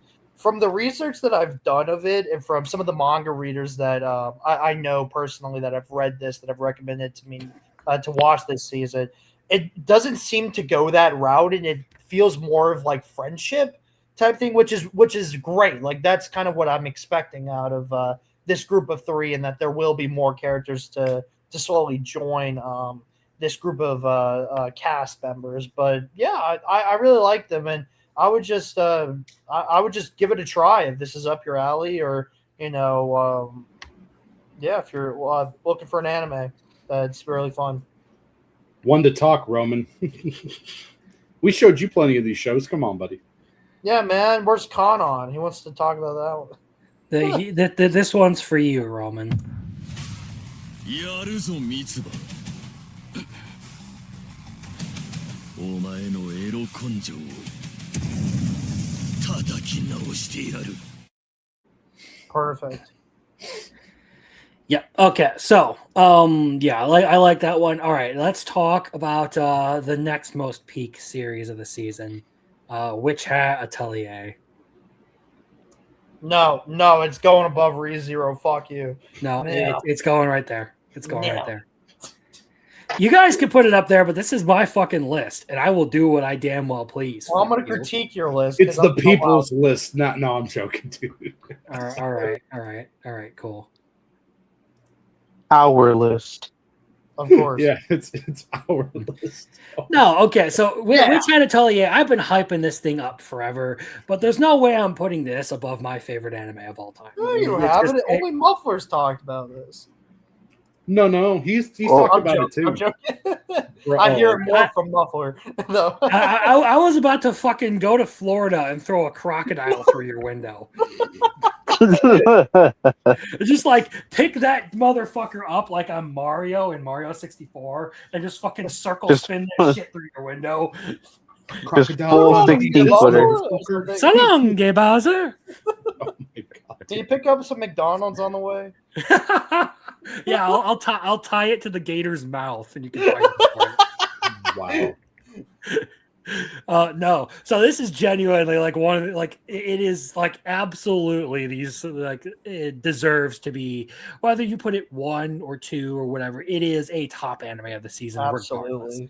The animation on it is fantastic. The music is great. I really like the characters. The dub's pretty good overall. Feels a little weird hearing British voices in an English dub for once. It's Dark Um, Moon all over again, dude. Dark Moon was not as good as this though, so you can't make that comparison. But I But the respect voice actors. Did you just were- compare Witch Hat to Dark Moon? Arceus just the dub, did. Did Just the you dub just acting. compare Witch Hat just to the Dark dub Moon? Voice. No. Yes. Just the dub voice actors. We're gonna do shitty British actions now, or whatever, right? I can't even do. But this objectively sounds better. So Yes, it does. Mm-hmm. Anyway, if you're unfamiliar with the idea behind Witch Hat Atelier, is this girl is obsessed with magic and becoming a witch, and like she lives alone with her mother. They basically are like tailors, seamstresses. And it just so happens that a certain day like comes by and some local boys end up wrecking a Pegasus carriage, and one of the guys visiting their shop happens to be a witch who goes and fixes it. And Coco the main character decides to sneak in, try and like figure out what the hell is going on. Like I'm gonna watch him cast a spell and everything. And she finds out that in order to cast magic, all you need is special ink and a pen. And if you draw a specific pattern, it'll create a spell. So she goes to her room late at night after seeing all that and starts tracing spells from a book. And well, you want to know what the problem is if you don't know what those spells do, you probably shouldn't start messing with them, because she they turns pull her a Full entire Metal house. Alchemist on us. Yeah, she turns her entire house and her mother into crystal, and is only barely saved from the same fate by Muffler. What's his name? Key-free. Good job. By Master Keyfree. Queer free. Shut up, bro. Queer. And he takes her in under his wing as a student, so that she can under the assumption that she is going to be searching for a way to save her mother and all that. And the only note I have here for both episodes is this is fucking awesome. It's a pretty damn Yeah, good man. adaptation, man. Like Yeah, I will it's say, very good. the, I mean, I was. You go go. ahead. Okay, I was just gonna say that I was hyping this up after the movie screening, so I'm glad it feels like it delivered on other people's ends, because everyone talked about the art specifically, after the episodes aired, and it looks so beautiful, man. Like, as someone that started reading the manga because of the boys here, it's really good. I really enjoyed the anime adaptation from the manga. I like the cliffhangers, what they did with the book and everything. They like zoomed out and everything. It just looked really, really awesome. And I think Bugs Films learned their lesson from Zom 100 to complete this, and that's why they probably delayed it. So I'm really thankful that this can just keep up and doing really well. The dub sounds good. The characters are amazing. The story is like definitely, it's in the big three of fantasies for a reason. It is really, really that good.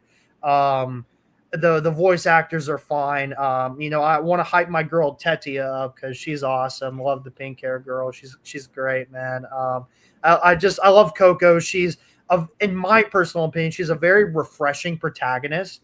In my opinion. Yes, the whole cliche of the whole Full Metal Alchemist stuff with her mom, and I saw some people drop it literally due to that, or due to Coco being oblivious to magic and everything, which those people are just retarded and everything, and didn't clearly watch the episode and everything, and Correct. should watch more. But the world building, the whole tower thing with the monsters in that one scene. I don't know, man. Just the art and animation is beautiful. The characters are just great. They're very. It's a breath of fresh air, in my personal opinion. I cannot wait to see this adapted more. It is definitely like a solid 9 out of 10 series, I think, in my opinion, right now. It did that. It's worth that much. Like 9 out of 10, 10 out of 10. Like it's a fucking good one. Absolutely. And I echo a lot of your sentiments too, man. The only thing on my end too, I would say is that like this is a journey. You're starting just the first baby steps on a journey, and you're going to see so many cool things in the series. Visually, again, they have so much respect for the source material that there's two things that I've seen that have really impressed me. One would have been the opening itself. Okay, not only is it a solid opening, the song is pretty good, but the visuals and the callbacks to the source material, it seems very reverent of what it is adapting. And I appreciate that because the manga is so well respected to begin with, and as a manga reader, seeing it come to life has been great. It's exactly what I was expecting.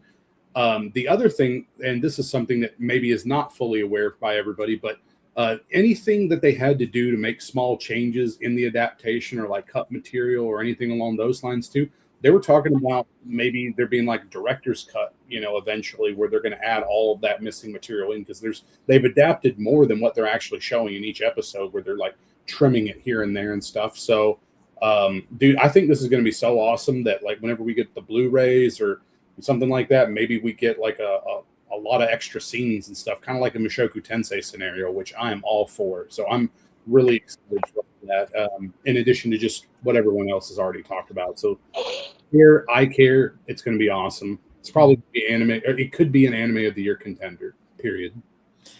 I This probably will. absolutely- I guarantee you I'm going to be putting this on my top 10 list for the year. Yeah, it absolutely needs to be a top 10, or it needs to be in the Crunchyroll Anime Awards at the very least. Man, this show is awesome. It's amazing. I think I watched it with you too, Rolando. Is there anything like, since you're brand new to it, like what do you think, man?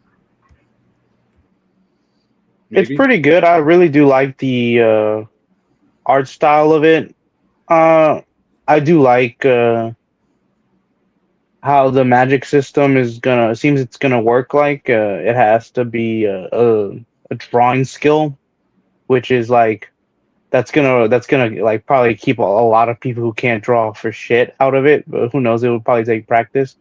But all I know is that I'm pretty sure they picked a female protagonist because if it was a dude, he would probably have drawn the boobs and to see if that would work.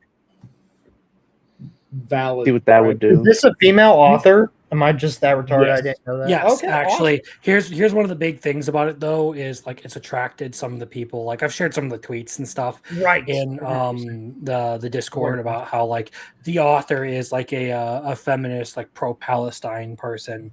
I don't care. I liked the manga before. I still like the manga now. So like whatever the fuck.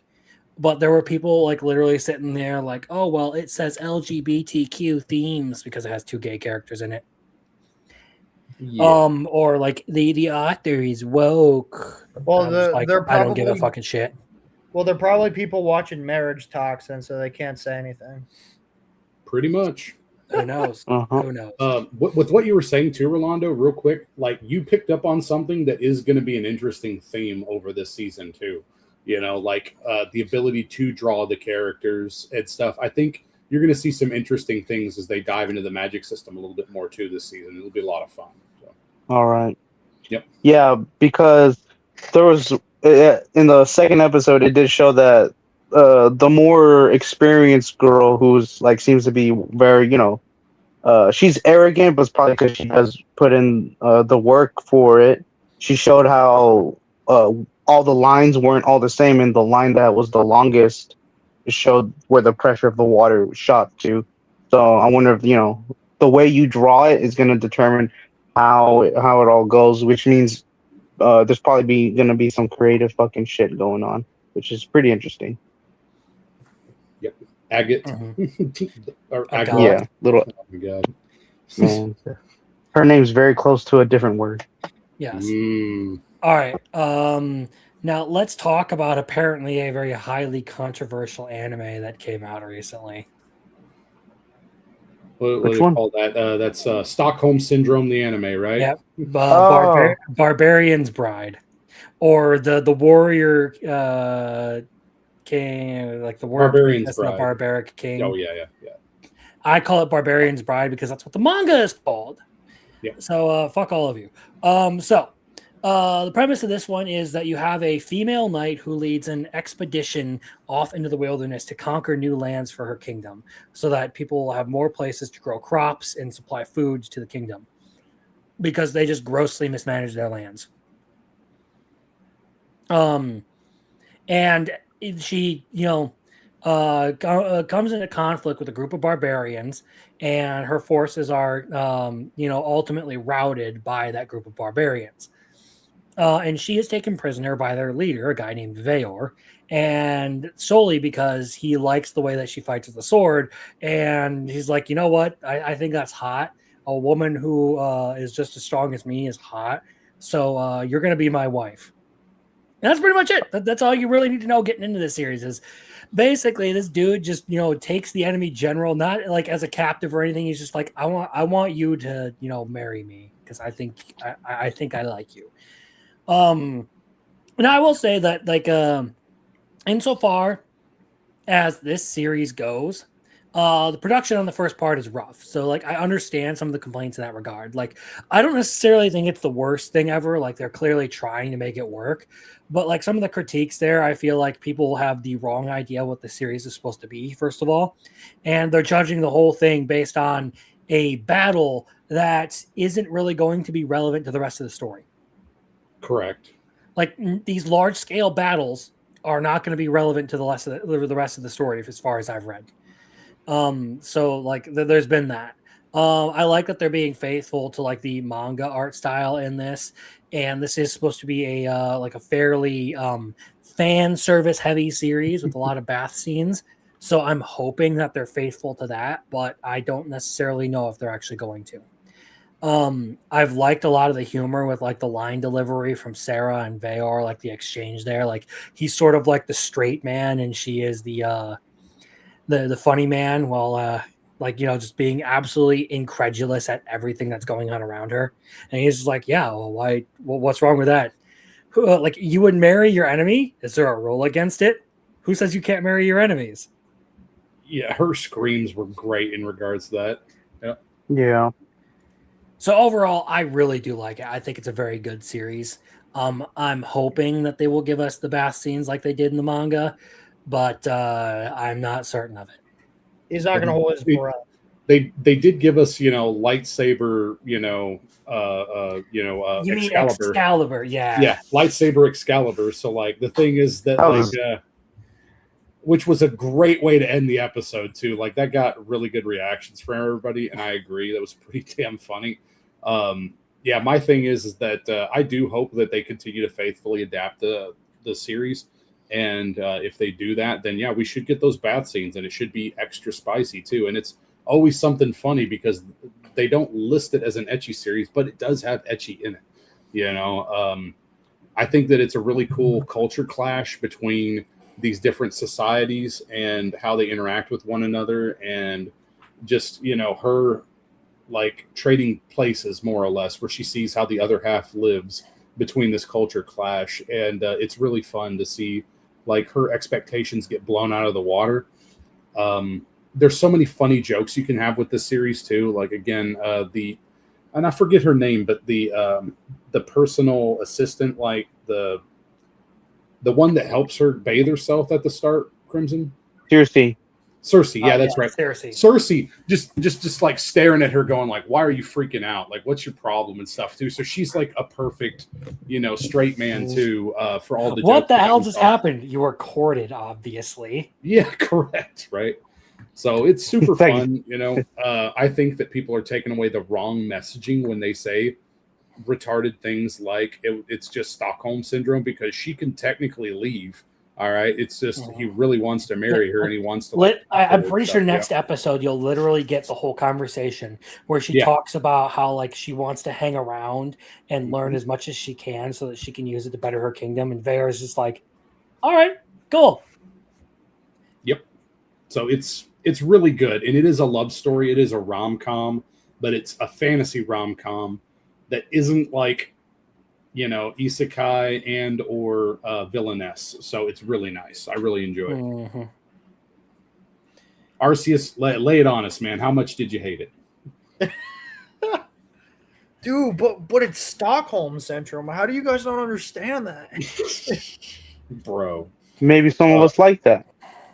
I know, right? I think it's fine. Maybe that's what I'm planning to do to make a woman like me, you know? Yeah. I think it's fine. Episode 1 didn't do too much excitement for me. It doesn't mean I hated it or anything. I just kind of felt very like, oh, okay, that's cool, because I don't really think that there was much that really caught my attention to either be very invested or like, oh, I hate it. So I'm just waiting for a couple more episodes. Hopefully, it can turn around for more of a positive impression than negative. Wasn't bored by it by any means, but I don't know. There were some comedy bits in there with gosh, her Serafina, I think that was her name. Yeah. There's some funny moments where she's like blushing in front of him, and Yeah. there was a part where I thought like she was like getting raped because of the sweat that was falling down of her getting washed or something. And I'm like, okay, so it's like it caught me off guard several times, or I'm like, oh, it's gonna do this, but it didn't do that. And then after a couple times, I'm like, okay, well, this is gonna be the joke, right? And then that ending, man, that ending with our boy in bed, oh my gosh, that was funny. It's a fun just like how Muffler Tape and Crimson watch my animes. I'm gonna keep going for at least a couple more episodes for this. I don't have any hatred for it though. I just want to know what's the story and is going to be. And that whole backstory thing with Serafina was really interesting because I'm like, oh wow, they just hate her because she's a woman that's on the battlefield, and that should be a man's job and all that stuff. And it's just really cool to see that she lost to him, Vero, Vor, sorry, she lost to him. Vaor, sorry. She lost to him, but like there's a reason why she lost to him from what you guys were saying. If it was anyone, it was going to be him. So like Yes. it's interesting, to me to see the story move forward. Not just that, but like he's the first person to really like see any validation in her wielding the sword too. Like he literally is just sitting there like, yeah, actually I fell for you at first sight because of all this stuff that everyone, shunned you for. Yeah. So like there are a lot of like genuinely like positive qualities to this series. And I like as a manga reader, I really enjoy it. And I'm kind of sad to see a lot of people like fucking shit on it because like I think it's a good series. Yeah, it's not bad. I don't know why people are gonna say all that. I know Muffler Tape said something like it debuted at like a 6.4 or something. Yeah, it's gotten better. It's almost up to a 7. Let me double check the most recent listings. Where the hell is it? Sorry, 1 second. Found it. 6.96. Yeah, so it's still going up a little bit, but yeah, I think after our next episode, like it should improve a little bit more, but we'll see what happens. So. I gotcha. Yeah. So, unless there is more to be said on that, we're gonna move on to the next one. No, All right. Good series. Yep. I'm liking it. All right, let's talk Ramparts of Ice. And Drop. I was about to say this is not for me. I can't. It just felt really boring. But polar opposites. Yeah, but just because like Okay, well let's see here. Just Oshinoko. because Love Is War know, was right? great does not mean that Martian Crown was great, Yeah. or Renai Daikyo. Yeah, I don't know, man. It's Aka Akasaka, you know. He made Kaguya, so it must mean Oshinoko's ending is good too. I don't really know enough about this one other than the fact that I watched episode 2 and nothing seemed to appeal to me. So Yeah. Watch both episodes. We investigated the manga. Dude, that manga is bad. Yeah, And- if you thought the anime like looked generic, which I remember I saw a couple people on my timeline saying, "Oh, the art style looks so generic." Dude, look at the manga, man. It looks Yeah. like a webtoon first off, Yeah. because it doesn't go the left to right stuff. Like it just goes. You scroll down, and it's like it literally looks like T-Bate's webtoon. Honestly, it looks terrible. Honestly, the faces of the characters look really poor, like really poorly drawn and everything. And you know, I'll never forget that Brittany keeps defending the show and everything, and I'm just like, I don't care if this came before Polar Opposites, which is the reason why it's the weaker work. You know, she learned all her mistakes to make Polar Opposites. If I don't like it, I don't like it. You know, I don't know, man. The studio is doing so much work on this. Like, it legitimately looks good. It's just the source material is not very strong, in my opinion, too. Like, I'm not It's super not. interested. Like, I mean, I kind of like the main character, okay, a little bit, and I get the whole and her friend, but primarily the friend, because she tends to be like the nicer person, right, and the more fun to be around. But just because the main character has resting bitch face, okay, it doesn't feel compelling as like a why she doesn't have a relationship or why people don't want to be her friend and all this other stuff. And especially after episode 2 with the redhead trying to like interject himself, he's Oh a my piece of God. shit too. Like, and Yeah. I'm just not interested in seeing all of the misunderstandings as these people, I don't know, get it on at some point or something. I'm not interested. I'm good. Yeah, Minato's a terrible character. I don't care how he gets redeemed. There's so many anime characters that have had very terrible debuts, whether it's been in romance, shonen, action, fantasy, and everything. And he's just a dick, man. Like I mean, you know, there's no way you can try to write something as good to be like, oh, but like, you know, his backstory and everything. We got glimpses of his backstory and already in episode 1 and 2, and it doesn't make me care about him more. It makes me care about him less. Like, and then reading the manga and everything, and how he shoves himself into this situation. The author really wants you to they really want to trick the audience and thinking, oh, she's gonna end up with the nice guy that, you know, has vision problems and, you know, is really nice to her and he's very Giraffe. thoughtful. Yeah, the giraffe dude, as she calls him, and everything, and that Miki's gonna end up with the tsundere asshole, basically, with how the manga looked like it. So, you know, I'm so tired of the whole tricking of like, oh, they're clearly gonna be a couple, and then it's just gonna be the reverse at the very end and everything because they're polar opposites. Ha ha! Really funny and original, man. I don't know. Now that I know it's 14 episodes and Brittany's probably going to watch it, I'm probably going to do the exact same thing as Sentenced to Be a Hero, and I'm just going to have it on in the background while I'm working at night or something just to see. But if it gets too much and it like Thursday night, man, when me and Muffler were reading this, I really wanted to like rip my hair out. It was terrible. So if the dialogue and the anime becomes too much, I'm absolutely dropping it. So if, you know, no hate to Crimson or Muffler, I absolutely understand why they would drop this. It's not good. Yeah. Mm-hmm. Yeah, you guys have more experience with it than me. So like I don't want to get into it. I saw the Love Polygon thing, and then I've heard what you guys have said about who ends up with who, and I was just like, fuck off. I'm not doing this. Yeah. I also hate the whole metaphor of the whole like barriers of ice basically surrounding her and the metaphors they try showing it when it like collapses and everything. And then episode 2 opened up with like the keys and everything. And it's like, oh, like, you know, and Otaku just wanted someone to talk to them and like the key unlocked and the chain, like, you know, unwrapped and then like they became a couple and everything, and they like just see her with her barrier, and it's like, yeah, no one's been able to find the key to unlock that, and I'm like, fuck off, like Pretty this is so much. retarded.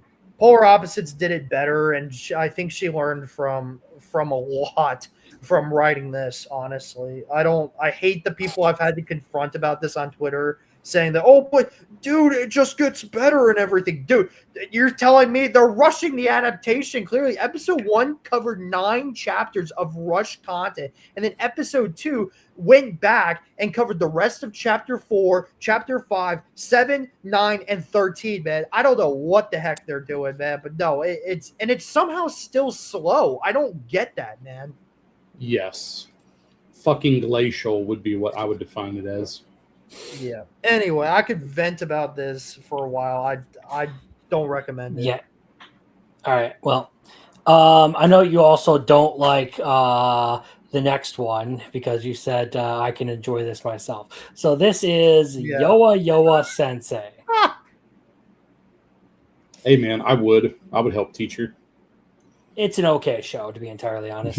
Agreed. It is astoundingly lacking in the fan service departments to really make me think of it as like an ecchi series, and it's also astoundingly lacking in like decent narrative departments to make me interested in just the story of it. So like it's kind of hot, to like like see her like just like fall over and expose her panties, or like have a wet t-shirt or whatever, Or tights rip, Yeah, but otherwise, What? I feel like it literally tries. It literally just fails to do the 2 most important things that it's supposed to do. It's just kind of an okay series. Like there's nothing special about this. So you saying that it's not great, yeah, that's perfectly fine. That is a perfectly valid thing to say about this. Muffler? Agreed. Yeah, I have it like at a 6 right now. Like it's entertaining enough. And the main character, like the teacher, she can be cute and funny, but it just seems like it doesn't feel natural. It feels forced because you would expect somebody to not be that much of a girl failure. I'm sorry, like this is like how she's older than him and acts like she's like 3 years younger. Yes. It's ridiculous. It is, yes. I agree. Yeah. So yeah, that's one I'm probably going to end up dropping eventually, but like right now it's just it'll just be there. I'll maybe look at it occasionally type of thing, but I'm not stressed about trying to The big watch titties it. and the panty shots make me feel a little bit of something. That's about it. Yep. Agreed. Like this one, like I do not have anything else to say about this. Like literally the premise is that the teacher is super awkward and super shy and struggles to be a teacher. Kanon does it better with the ecchi, so Yes. I don't know, Pretty man. much. I don't know. I was watching this. I got bored after like 4 minutes, so I 2 times sped it to make it go by faster. Her just falling and tripping, and the whole like showing up to class in blood, and all the kids just being like, "Oh, she's gonna curse us." I'm like, "What the fuck am I watching, man?" Yeah, Like it literally doesn't do anything that really makes it seem special. get your clip ready, Crimson. But basically, there was like halfway in the episodes, and basically, I think he was like following her in the manga store, or she was checking out to get something, and then like they both walk out, and then like she like trips on a puddle, and then like her fucking tits just bang into him, and it got me hard, and then that was it. I didn't care.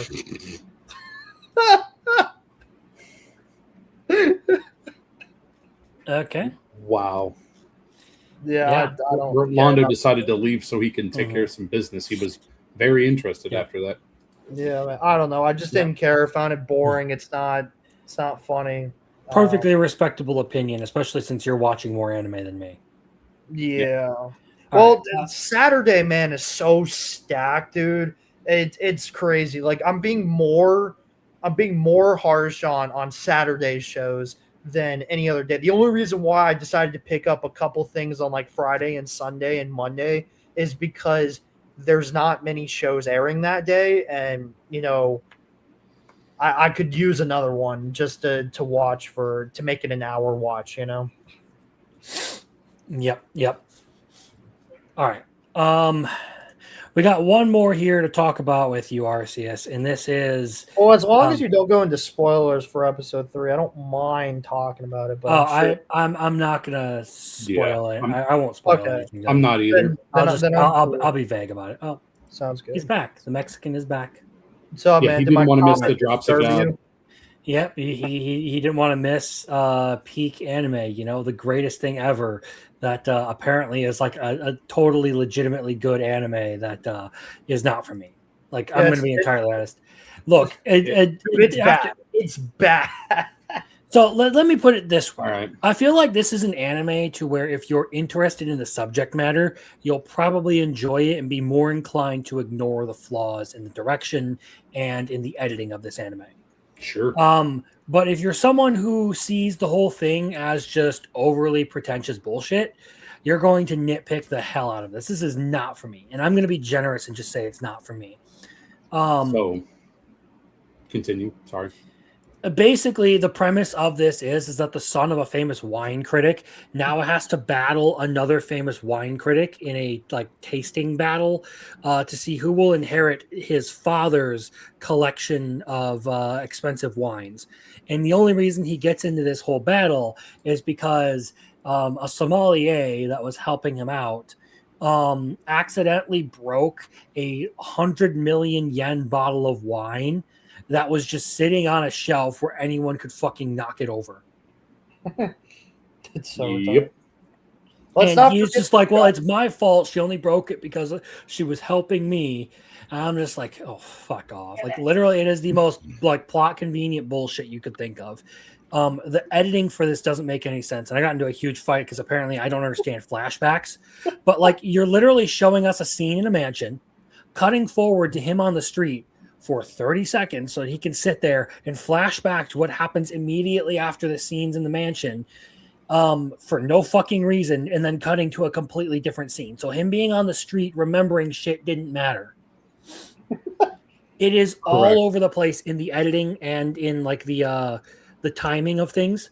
Like it wants to go back and forth over and over and over again. Some of the shots are just ridiculous.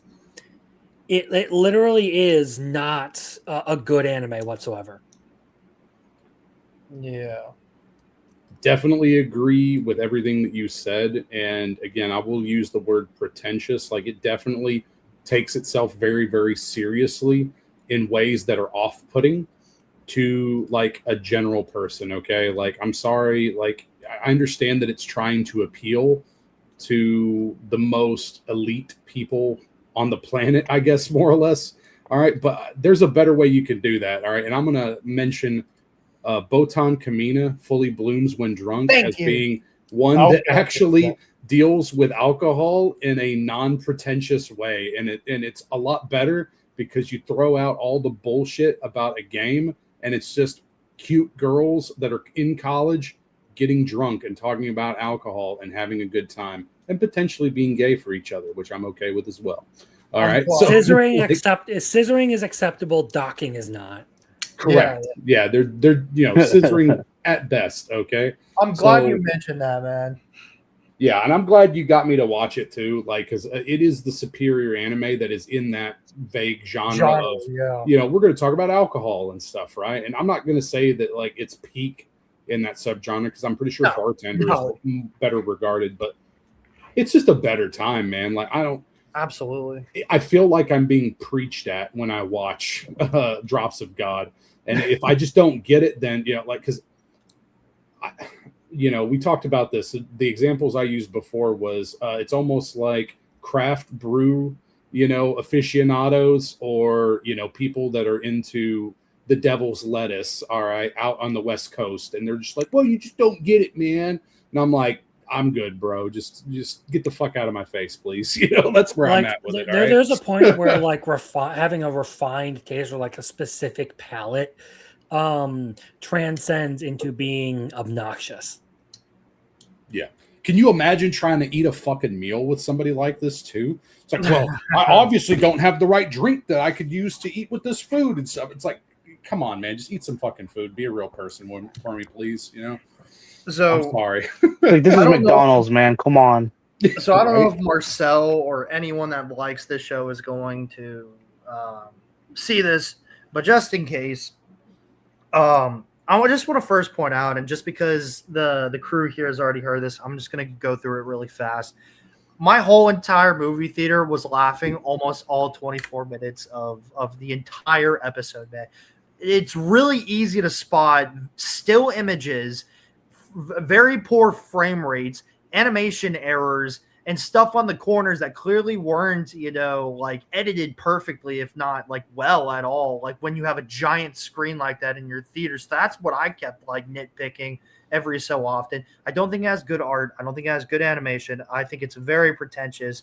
I think the characters are not they are very poor, poorly written in my personal opinion. I'm not invested in the whole story about this whole wine collection and everything. It's just very poorly done in my personal opinion, and it just sucks that I remember tweeting something about that the night I watched it, and the manga readers of the fan base must be very crazy, dude, because I clearly sent them my way saying, dude, you just don't understand. Dude, this is one of the best, manga that came out, back in the early 2000s and everything. You're just not going to understand. You're a newly gen anime watcher, stuff like that. No, man, I don't think it's good. I just don't think, the manga could be good. I haven't touched that, but I think episode 1 of the anime was very poorly done. And I think the mouse score kind of shows that. And as Muffler Tape mentioned, the whole Botan Kamina gets fully drunk or fully blossoms when drunk. It's really funny that they both come out on a Friday, the drunk shows, but it's amazing. Like So- I can't, yeah. So yeah, Drops of God, 6.27. Okay, this one fully blooms when drunk, 7.57. That's all you need to know right there. There you go, The man. people have spoken.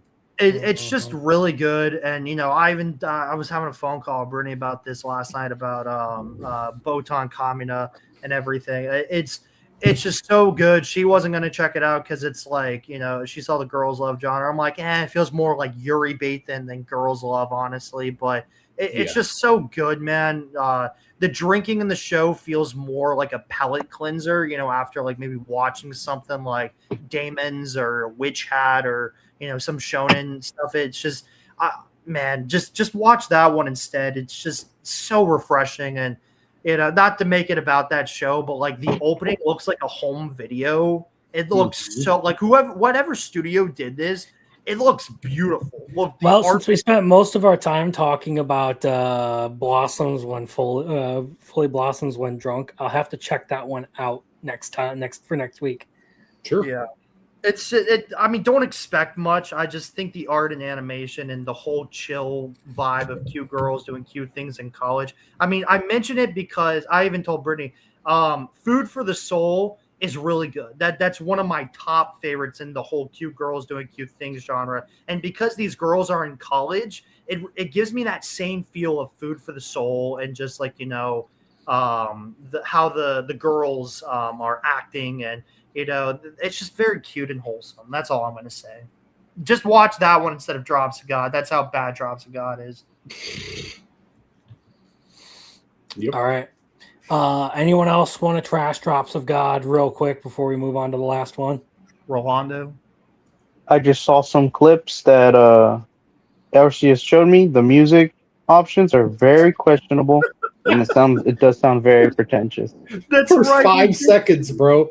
That's right. We did show him when Crimson left for the night. We showed him the first 20 seconds of the music in the beginning, and then we showed him the whole John the Baptist shot.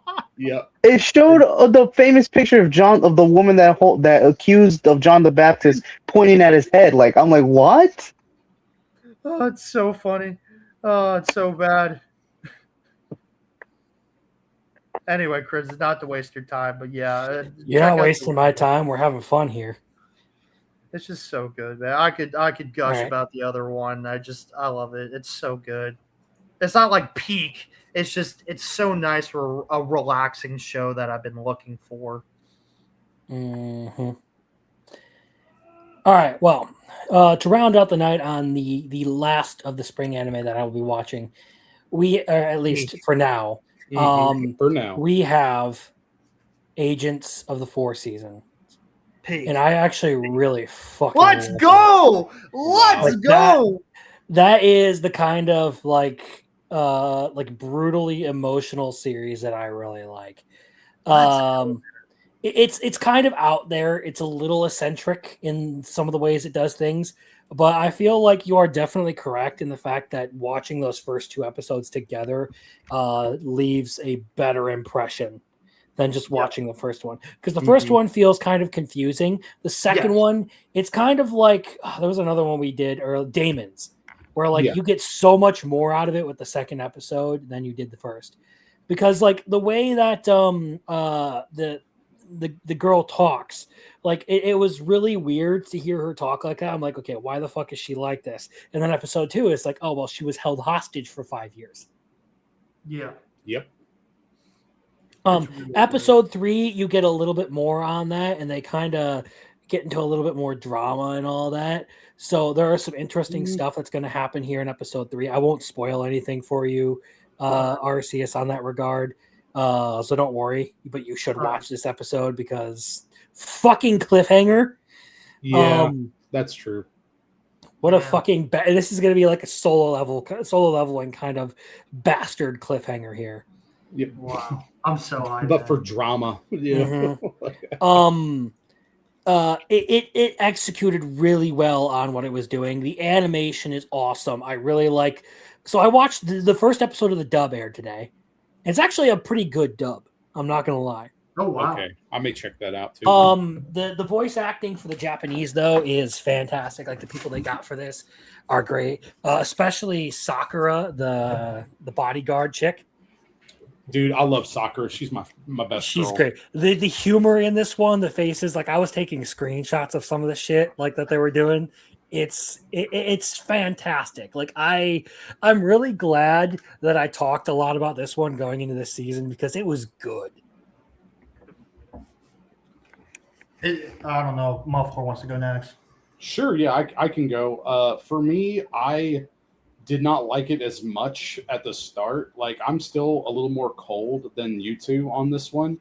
I will tell you though that I do like it. One thing that I can tell you that stands out more than anything else is visually it is very stunning to look at and see how they approach certain things. It comes across as artistic in the best possible way, in my opinion. You know, so I really do enjoy a lot of the visuals. I like a lot of the music associated with it. As far as some of the themes, I do get some of the themes. I will say that sometimes the storytelling can like borderline on melodramatic for me, and it comes across as a little forced.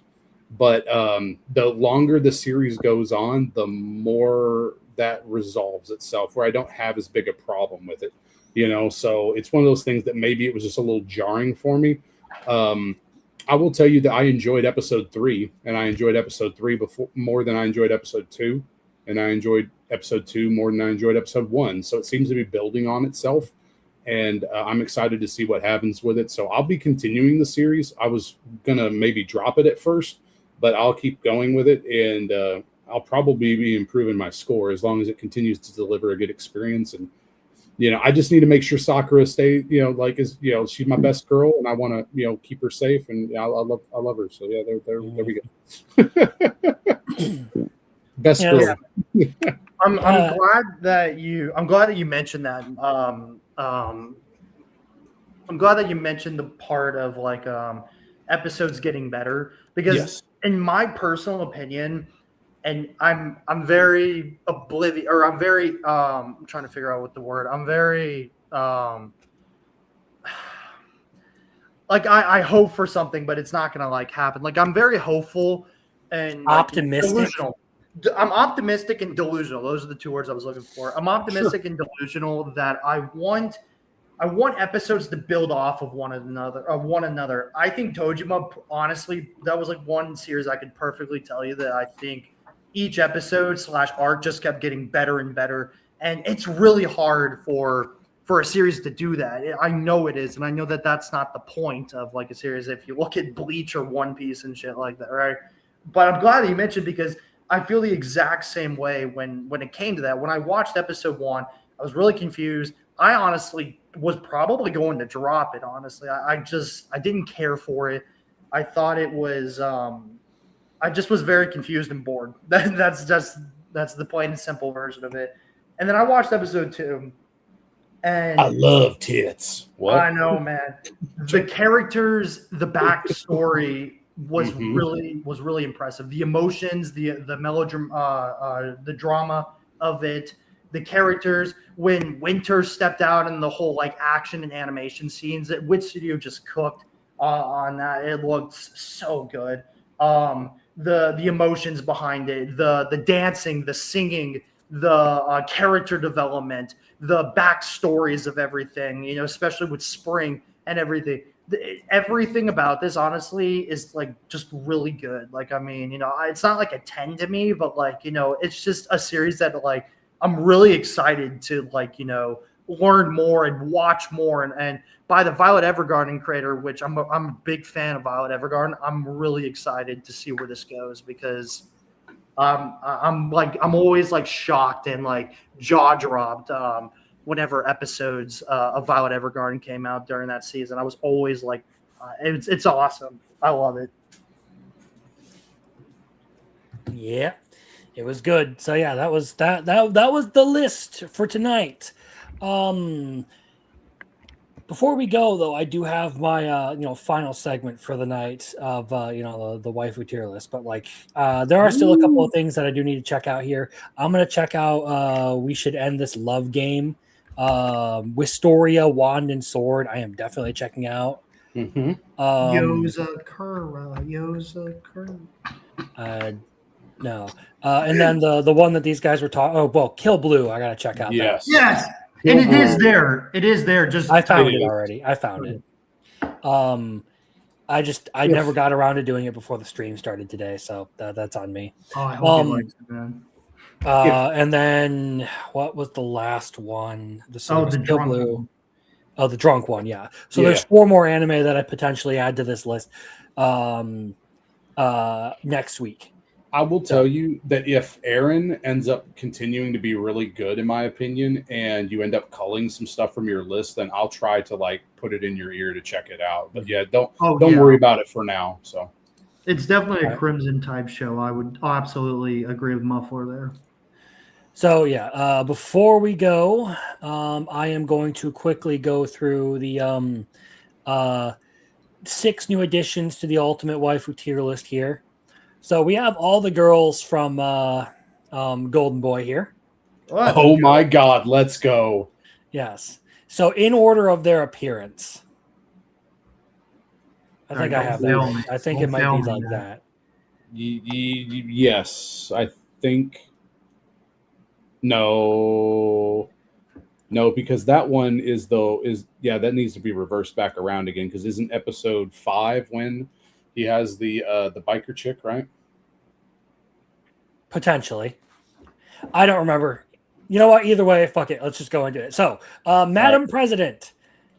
Yes. Yes. Yes. The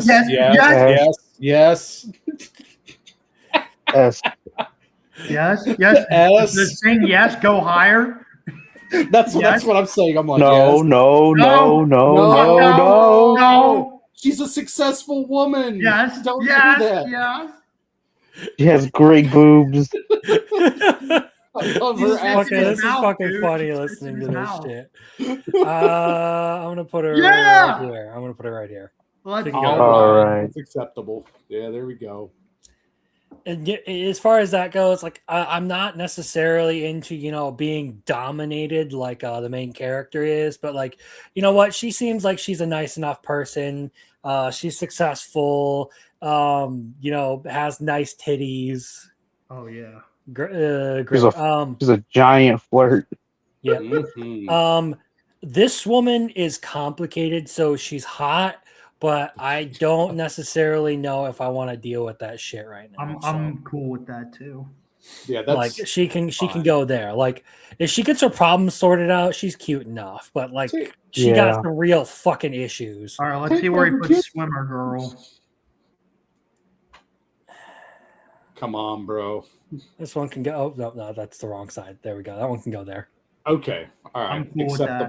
acceptable. I honestly thought he was going to put that higher, but fair.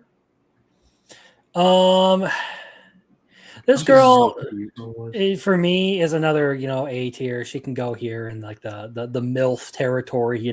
Oh, yeah, agreed.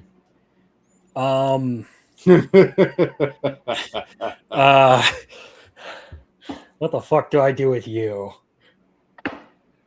Give me a little Well, context. the It's been a answer while is you since fuck. I've seen That's what Golden you Boy. did with Who's her, she? okay? What? Sorry, I was saying it's been a while since I've seen Golden Boy. Who was she?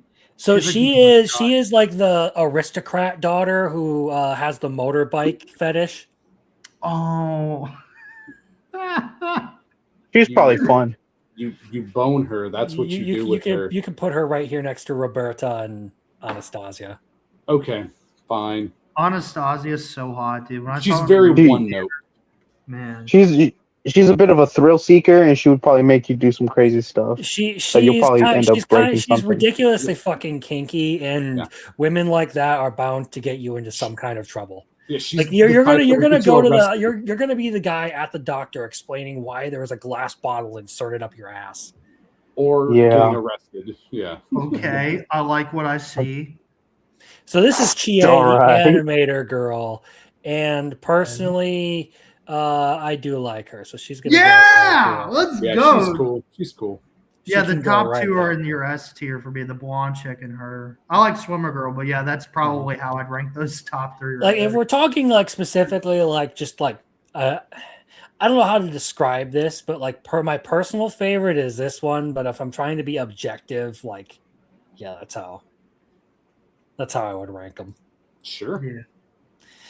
So there we go. There is the new additions to the ultimate waifu tier list. I'm gonna download this image. We're gonna call this records 128. Save. Because I can't screenshot that shit anymore. It takes like 30 minutes to set that tier list up now. Oh God. Yeah, Damn. it's getting obnoxious. It is the ultimate list, though. Yes, it's just gonna get worse, and at this point, I am committed to it. I don't care. So, that is it for the night. So, to those of you who tuned in and everything, I appreciate it. Thanks to everyone who showed up on the panel. Obviously, there's Muffler Tape and there's Rolando who don't have channels, but they're still friends of the channel and they tune in, do fictionology and shit like that. They're cool dudes. RCS has his own channel, so you can go check him out at RCS Rules or on Twitter at RCS Rules. Because he posts a lot of his own opinions there. And if you were interested in anything he had to say tonight, he says a lot more of that in probably even more detail on his own stuff. So Oh yeah, be those sure YouTube to check his shit out. So Thanks, man. otherwise, tomorrow there will be the gaming stream. And I think it's right now. I know for a fact it's me and Roman. We'll be playing Borderlands 1 tomorrow. Starting a playthrough for that. Rolando, were you joining us for that? Yeah. Okay. So then it'll be me, Rolando, Roman, and his brother, Liam, all, fucking around in Borderlands and potentially throwing hands over loot. I Yeah, will I'm try gonna to go watch a mod of that if nothing else. That sounds funny. The only issue is I don't have any I didn't have the money to buy actual things to hook my PlayStation up to my PC to capture it through that. So you're gonna have to deal with probably a little bit more of a scuffed sounding setup than I usually operate with. Otherwise, I will see you Monday with the new seasonal video. I have some thoughts to get out there on some things, so we're going to be posting stuff on that. There will be a Don Machi video coming next week, and we will be talking about Steins Gate in the next animated. Might have to watch it this week then with Muffler. Mm-hmm. Yeah, I love that series. This is going to be fun to hear your impressions. Yep. That being said, do not forget that there will be Fictionology at the end of the month. So, to all of you who tuned in, who donated, who commented, or who just generally interacted with the stream, I appreciate it. Thank you very much. Have a good night. Enjoy the rest of your Hold on, weekend. Richard. Hold on. Let me see if I can get a donation in there. Gonna drag this out. I know, right? Oh wait, it already is fucking Sunday. Shit. You have to, whip it out like you do with Duke Nukem, right? Shake it, baby. Shake it real good. Basically said, take my money. I know, right? I'm sending it out. Watch it be like a slanderous statement or something. I know, right? Like, fuck you. Yeah, basically. Arceus with $2 says, great stream. Watch Bolton Kamina. Thanks, man. I appreciate that, of course. That gets. And we're going to edit.